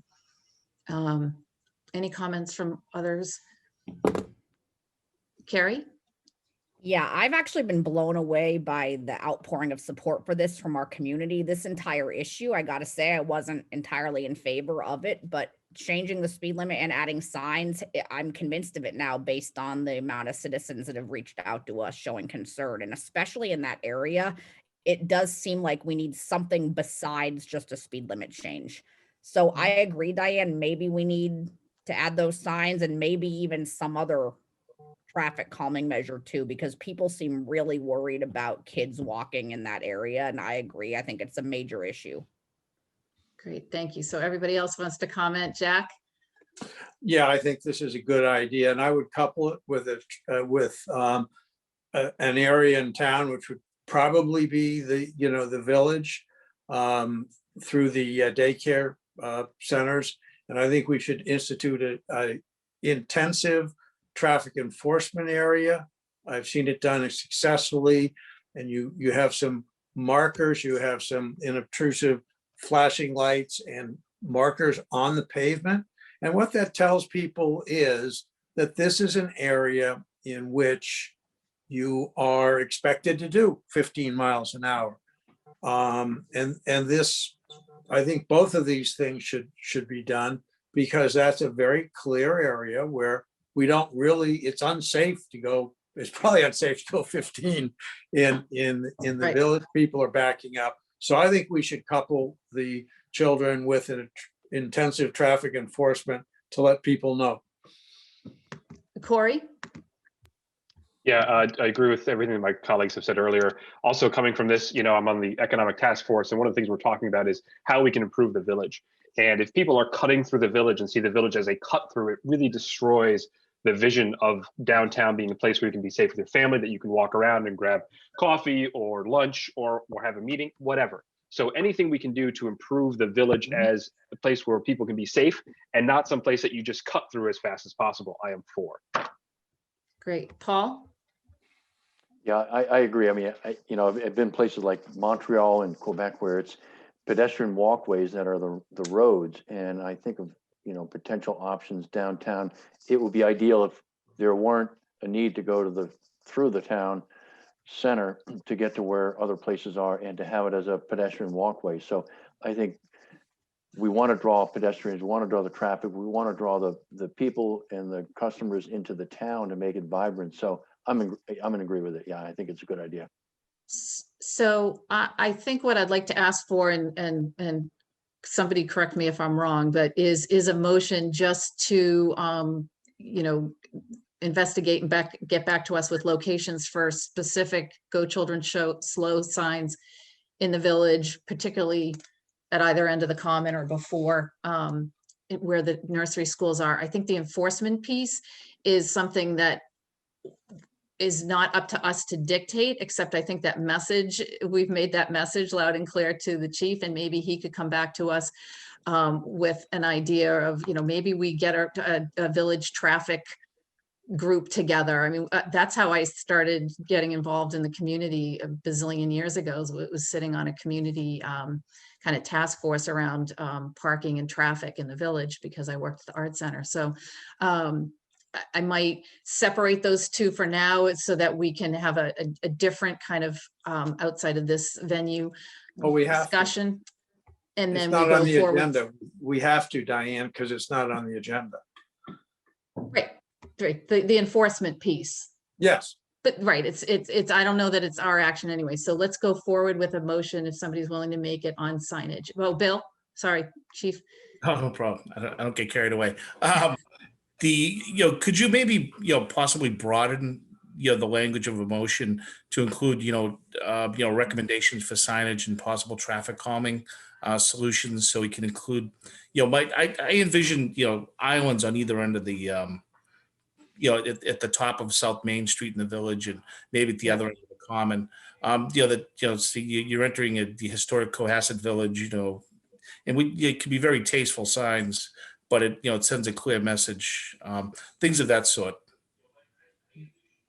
Agreed, assuming we don't lose any kind of momentum on, safety signage that can help us in the short term, because obviously traffic calming and islands and everything is more of a long-term discussion. But, yep. Sure. I'm ready to make a motion on this. Go for it, Corey. Okay, I'll try my best. I'd like to make a motion that we task the town manager and the chiefs of public safety to develop a safety plan for downtown, including signage or other traffic calming measures to be deployed as soon as possible, or to be brought in front of the board for presentation as soon as possible. Second. Okay, we have a motion and a second. Roll call beginning with Jack. Jack Creighton, aye. Corey Evans, aye. Diane Kennedy, aye. Paul Schubert, aye. Carrie Thompson, aye. Great. Thank you. Thanks, everybody, for your patience on this and good work. Thank you. Okay. Next up is committee appointments. I know that the chair of CPC is here. If Tracy or somebody could promote Russ. there's a couple of actions we need to take. One is, and while Russ gets in here, we can talk about the Cohasset Yacht Club. So they have a liaison position to the Harbor Committee that's been held by Paula Curran for a couple of years. She sent a letter of resignation, and the Vice Commodore of the Yacht Club immediately followed up with their recommendation to put Eric Cruz as the liaison from the Yacht Club to the Harbor Committee. So if somebody would like to make a motion to appoint Eric Cruz to the Harbor Committee. And make a motion, we appoint Eric Cruz to the liaison from the Cohasset Yacht Club to the Harbor Committee. Is there a second? Second, Okay, roll call beginning with Jack. Jack Creighton, aye. Corey Evans, aye. All right, now you're on mute. Diane Kennedy, aye. Thank you, Aaron. Paul Schubert, aye. Harry Thompson, I. Great, thank you. Oh, yeah. Next up is Russ, who's joining us from the police station, and only so he could have reliable Wi-Fi and computer and join us. There was a citizen resignation. There's CPC has 3 citizen at large positions.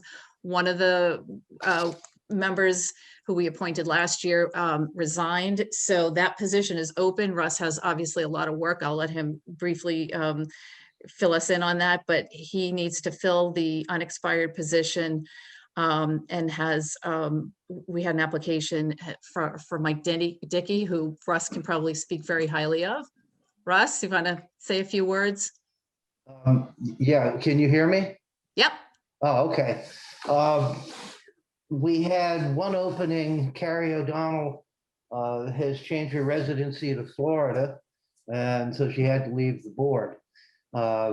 Mike Dickey, who used to be on planning board and was a CPC rep from planning board, didn't go for planning board again last year. So he had to leave CPC, but he's now on ZBA, and he can come on as a citizen at large. Mike was on the board for a couple of years. He knows what we do. He knows how we do it. He's, as I was talking with Jack last night, I wouldn't want to play poker with him because it's very hard to read what he's thinking, and you find out after you go to take a vote. But he's very deliberative, and I think he is the most qualified person we're going to find in town. So I would like to see him appointed to the board. Okay, any questions about Mike? I know he's happy and willing to serve, so. I'd like to move that we appoint Mike Dickey to the CPC. Is there a second? Second. Okay, roll call. Jack Creighton, aye. Corey Evans, aye. Diane Kennedy, aye. Paul Schubert, aye. Harry Thompson, I.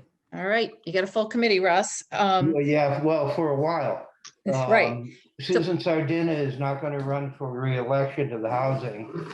And so we're going to have that opening. I've talked to Taffy, and she's going to see if anyone's willing to volunteer to put up with CPC. So that's sort of a nice segue in general to a brief conversation we'll have just about committee openings currently, and also committee openings in the future. But before we get there, just to talk about whether the board might be willing to have Chris and town council work on a bylaw update. Right now, when we adopted the CPA in town, there were 3 citizen positions. The rest are all liaison from other boards and are selected among those boards and then appointed by us.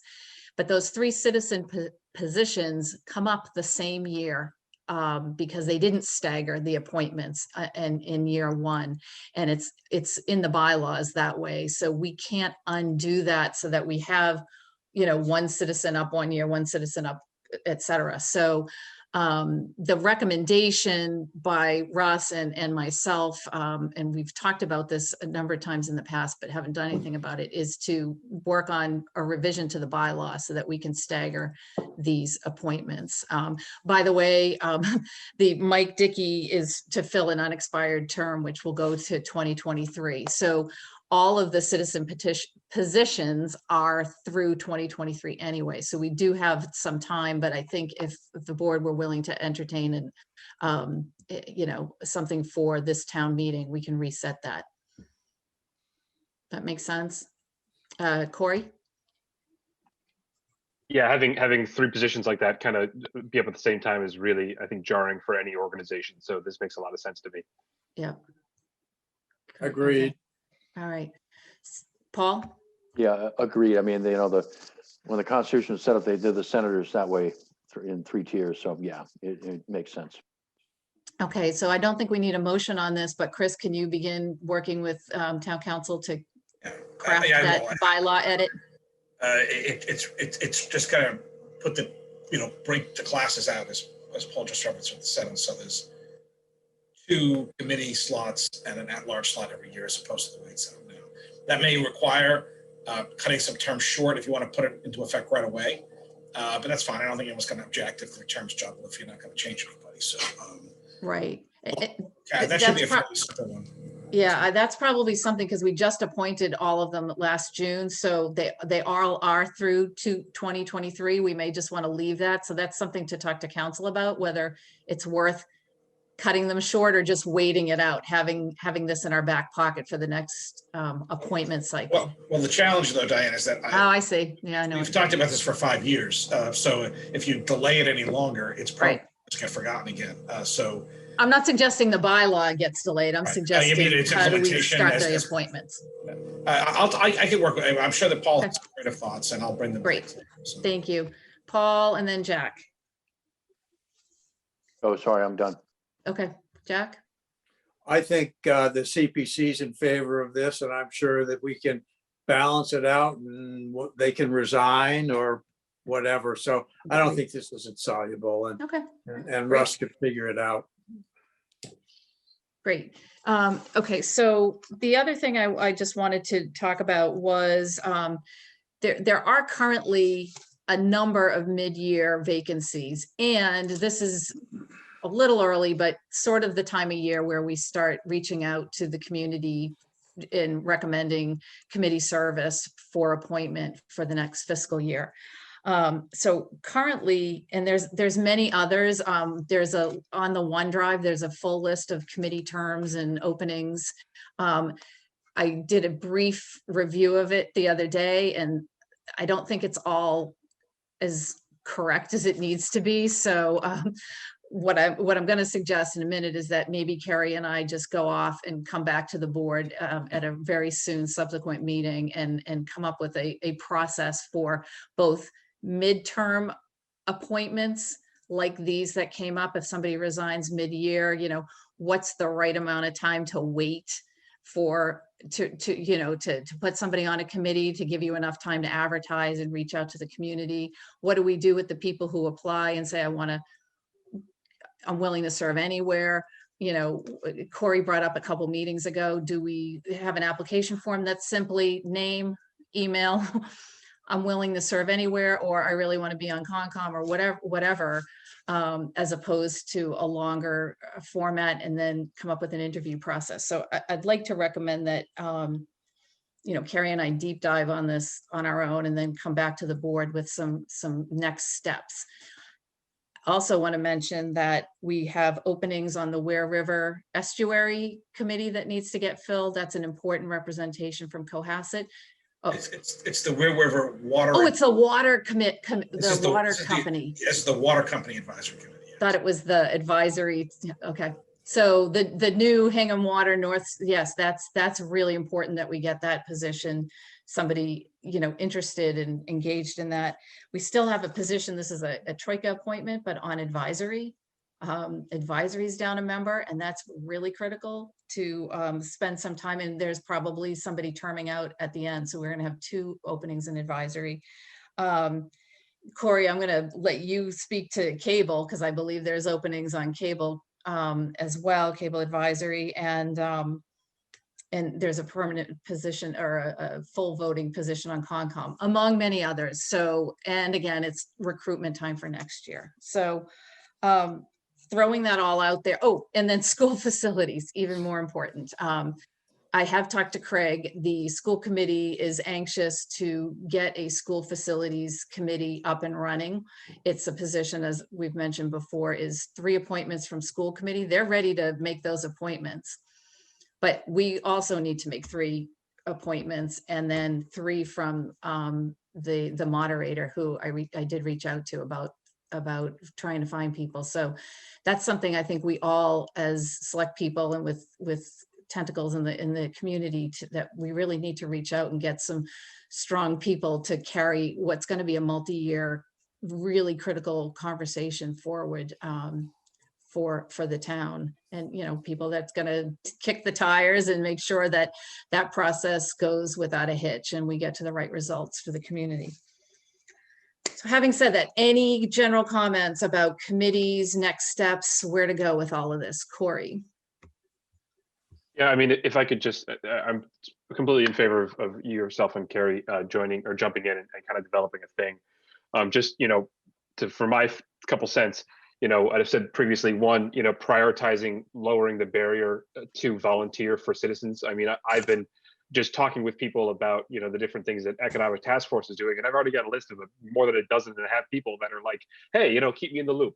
And, you know, those are people that I can then reach out to and talk to, and they get energized. So we have to develop that process. I mean, where we really get.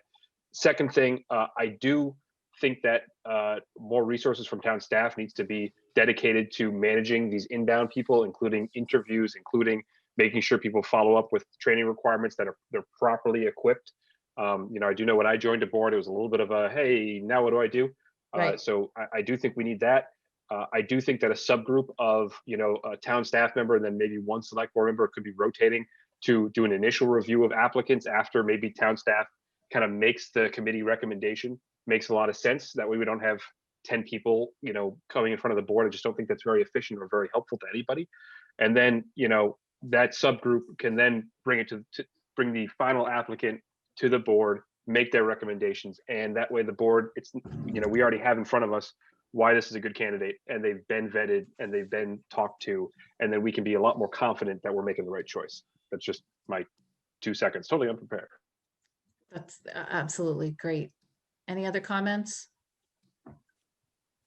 Okay, great. We will come back with some recommendations, and this is, as I keep saying, this committee structure, appointment process, training, et cetera, is really an art, not a science. It's never perfect, but I think we're in a situation now where it's actually almost easier to serve because you don't have to necessarily get out of the house. You know, you can have your dinner with your kids and then hop onto the computer, as tired as we all are of looking at each other in square boxes. But anyway, we'll move this conversation forward and get back to the board soon for more substantive input from all of your points of view. So thanks. Okay, CCTV. Corey disappeared. I am here. So in the attendee list is the 143 TV treasurer, Peter Richardson. If he could be promoted, elevated to a panelist, that'd be great. And Chris, if you could give me share screen rights, I do have a little bit of a presentation to walk through at the same time. And Corey, just on cable, what is your committee status? Do you need members for quorums, or are you? So we currently have 4 people. We have a minimum of 5. So for a quorum, we need, 3. And we've been okay, but again, if one person is out, that makes it really hard to have any really kind of meaningful deliberation. So Cable Advisory Board is also the 143 TV Board of Directors, and I want to talk to all of you about that after we're done with our presentation. We do need at least 1 more person, but we have 2 more slots. We can have up to 7. Community television is something which I believe in for communication. It's something we need, especially nowadays. So hopefully we can find some people. So let me share my screen. Thank you, Chris. And I'm here, Peter Richardson, North Main Street. And just for the record, I strongly advise my son not to buy a 2-seat sports car. So. All right, we're all seeing this? Yes. I'm Peter Richardson, North Main Street. I serve as the treasurer for the Cable Advisory Committee and Cohasset Cable TV Inc. And I thought I would just give you guys a quick update on how we're doing. Diane, you're right, we do need more people, especially because we are really trying to expand and market the station and really get more reach. This year we were kind of hamstrung, obviously. It was stormy, but we weathered the storm very well. Our first challenge was helping Town Hall migrate from an in-person metric to basically a Zoom-based metric. And we really have to thank Don Roy and his crew. They bought some hardware, they hot-wired some software, and they were very quickly able to get us onto being able to push a Zoom platform out on our station. The other thing, if you go to page 2, a lot of people followed that model. Churches were able to put their worship services on our station. Art studios and artists were able to have their art out on our station, and especially I thought it was very important that the senior center and the community center were able to have their lectures and their presentations broadcast over our station. So those are things we can really build on in the future. And those were kind of a silver lining to the cloud. If we look at our finances, we signed a new contract last year, which greatly increased our revenue. Having gas in the tank is going to be very important for us going forward. We kept our expenses fairly low. You know, our operating budget is over a little bit over $100,000 a year. Most of that is staff. But having gas in the tank will allow us to capitalize a couple of projects that we're really hoping to capitalize that will make the station viable in the future. First of all, Don Roy, again, our great director, worked very diligently with Verizon to get them to upgrade us to HD signal. Upgrading to HD signal is very, very important because A, the picture quality is brilliant, but the most complaints we've had is that the sound isn't great. Especially seniors have let us know that it's fairly unintelligible, the sound. So having a great picture quality and having great sound will make us viable going into the future. Don also pulled off a coup and got us assigned a new channel 2143, which just makes branding and marketing just seamless. We're really excited about the opportunity. The problem is that Comcast has not really stepped up as well as Verizon has. I know your board has sent them a letter asking them, the town is making this investment in cable TV, and we really need you guys to step up as well. We don't necessarily need Comcast to migrate us to HD signal right off the bat. But if they can at least assign us channel 2143, that would make our marketing, our branding seamless as we move forward. And obviously, the last thing that we need to keep our powder dry for is moving the studio to Town Hall. We really think that's going to be one of the linchpins of creating a studio and a TV station that's going to last for decades into the future. And we understand that we are going to have to pony up a big part of that expense. So we feel like we have the gas in the tank to do some short-term capital work and to do some long-term capital work. And our biggest long-term capital obviously is building a new studio at Town Hall, if that's what the town decides they want to do.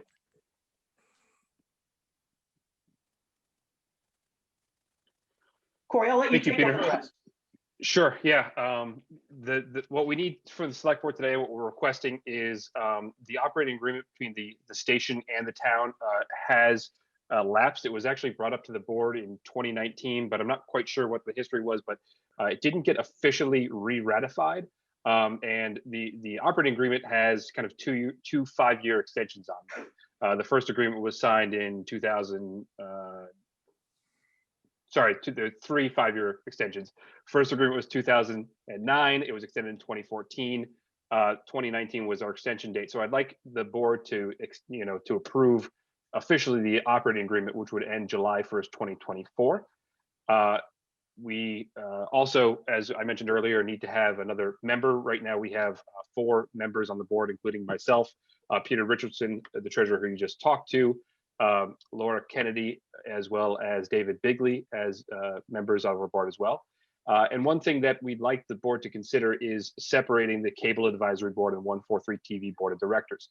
I know that they were combined because of basically lack of bodies, and it was really done for practicality purposes. But what we've run into is that the Cable Advisory Board and the 143 TV Board of Directors have very different charges. They're different things.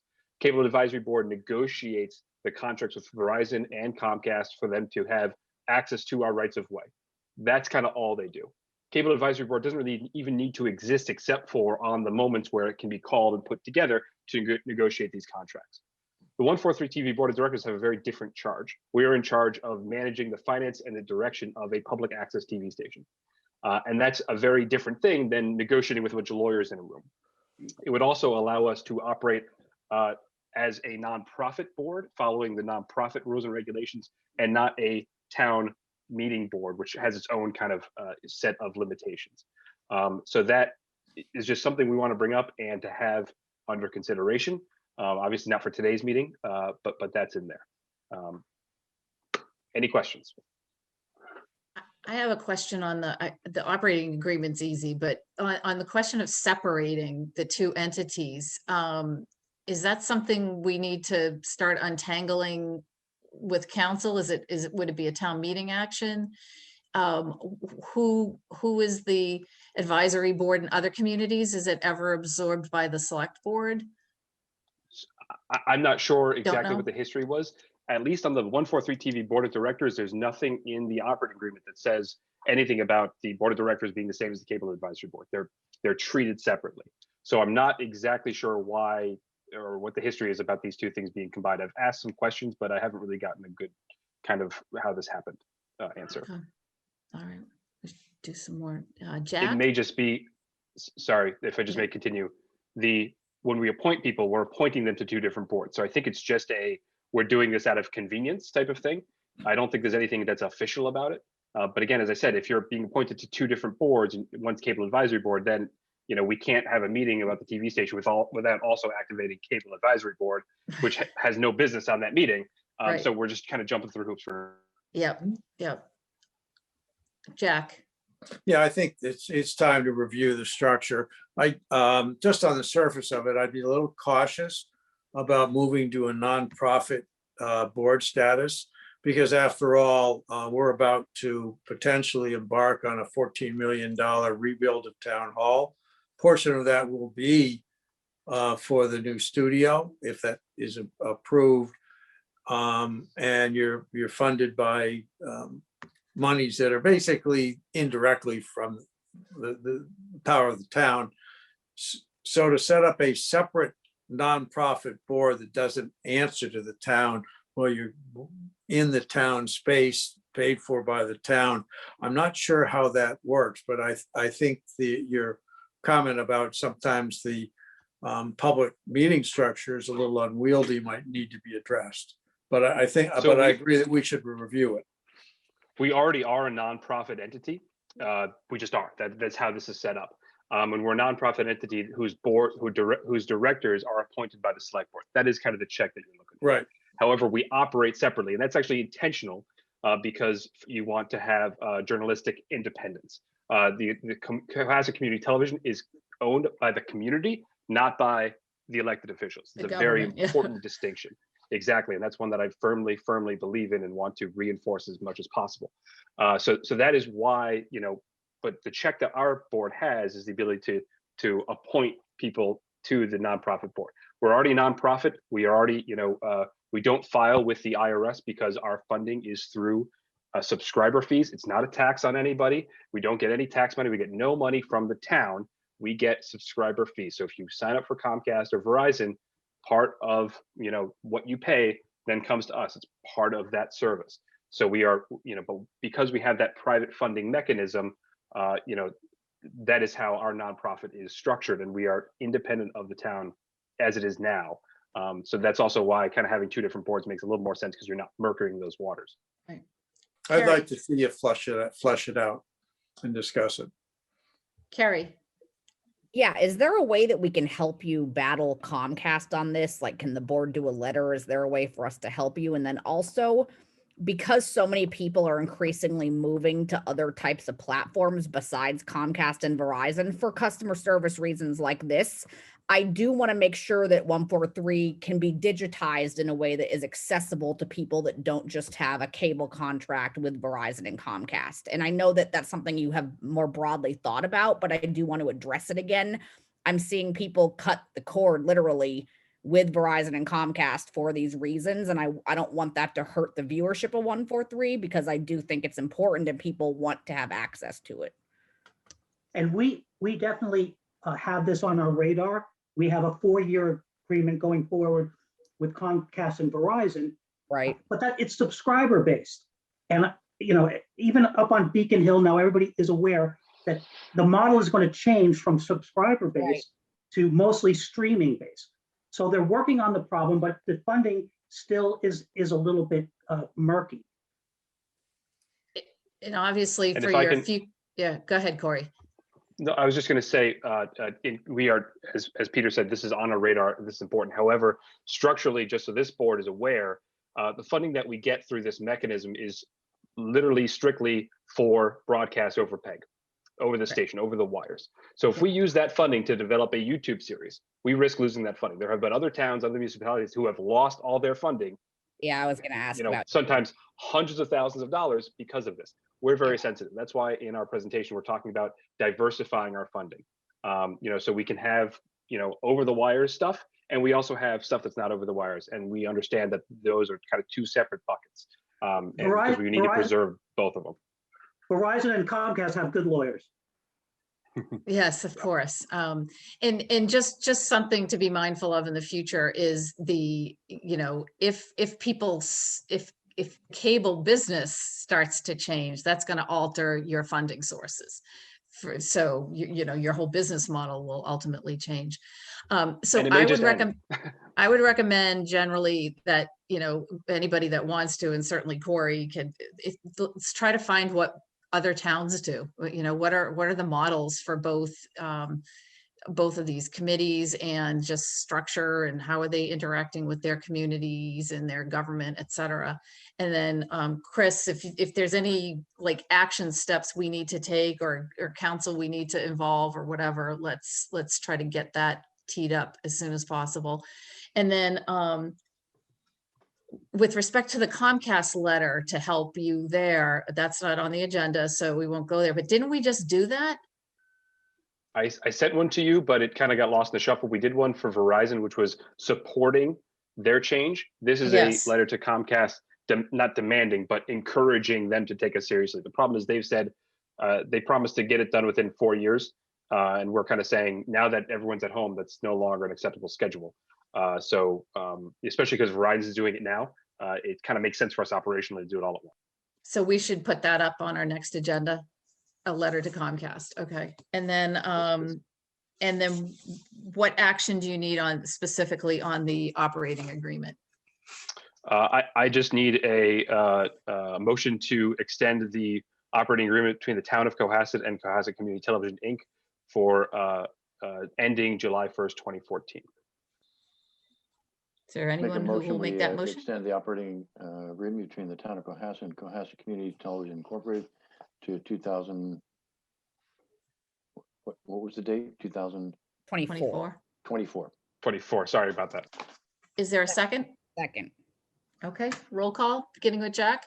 Jack Creighton, aye. While I have no financial interest in either entity and I have no conflict of interest, I will abstain. Okay, Diane Kennedy, aye. Paul Schubert, aye. Carrie Thompson, aye. Okay, so that's done, and we'll get the, okay. All right, moving right along. Chris, town manager update. I think we've covered a lot tonight, and we have the next meeting will deep dive into the warrant and where we are. The citizen petition deadline is March 10th.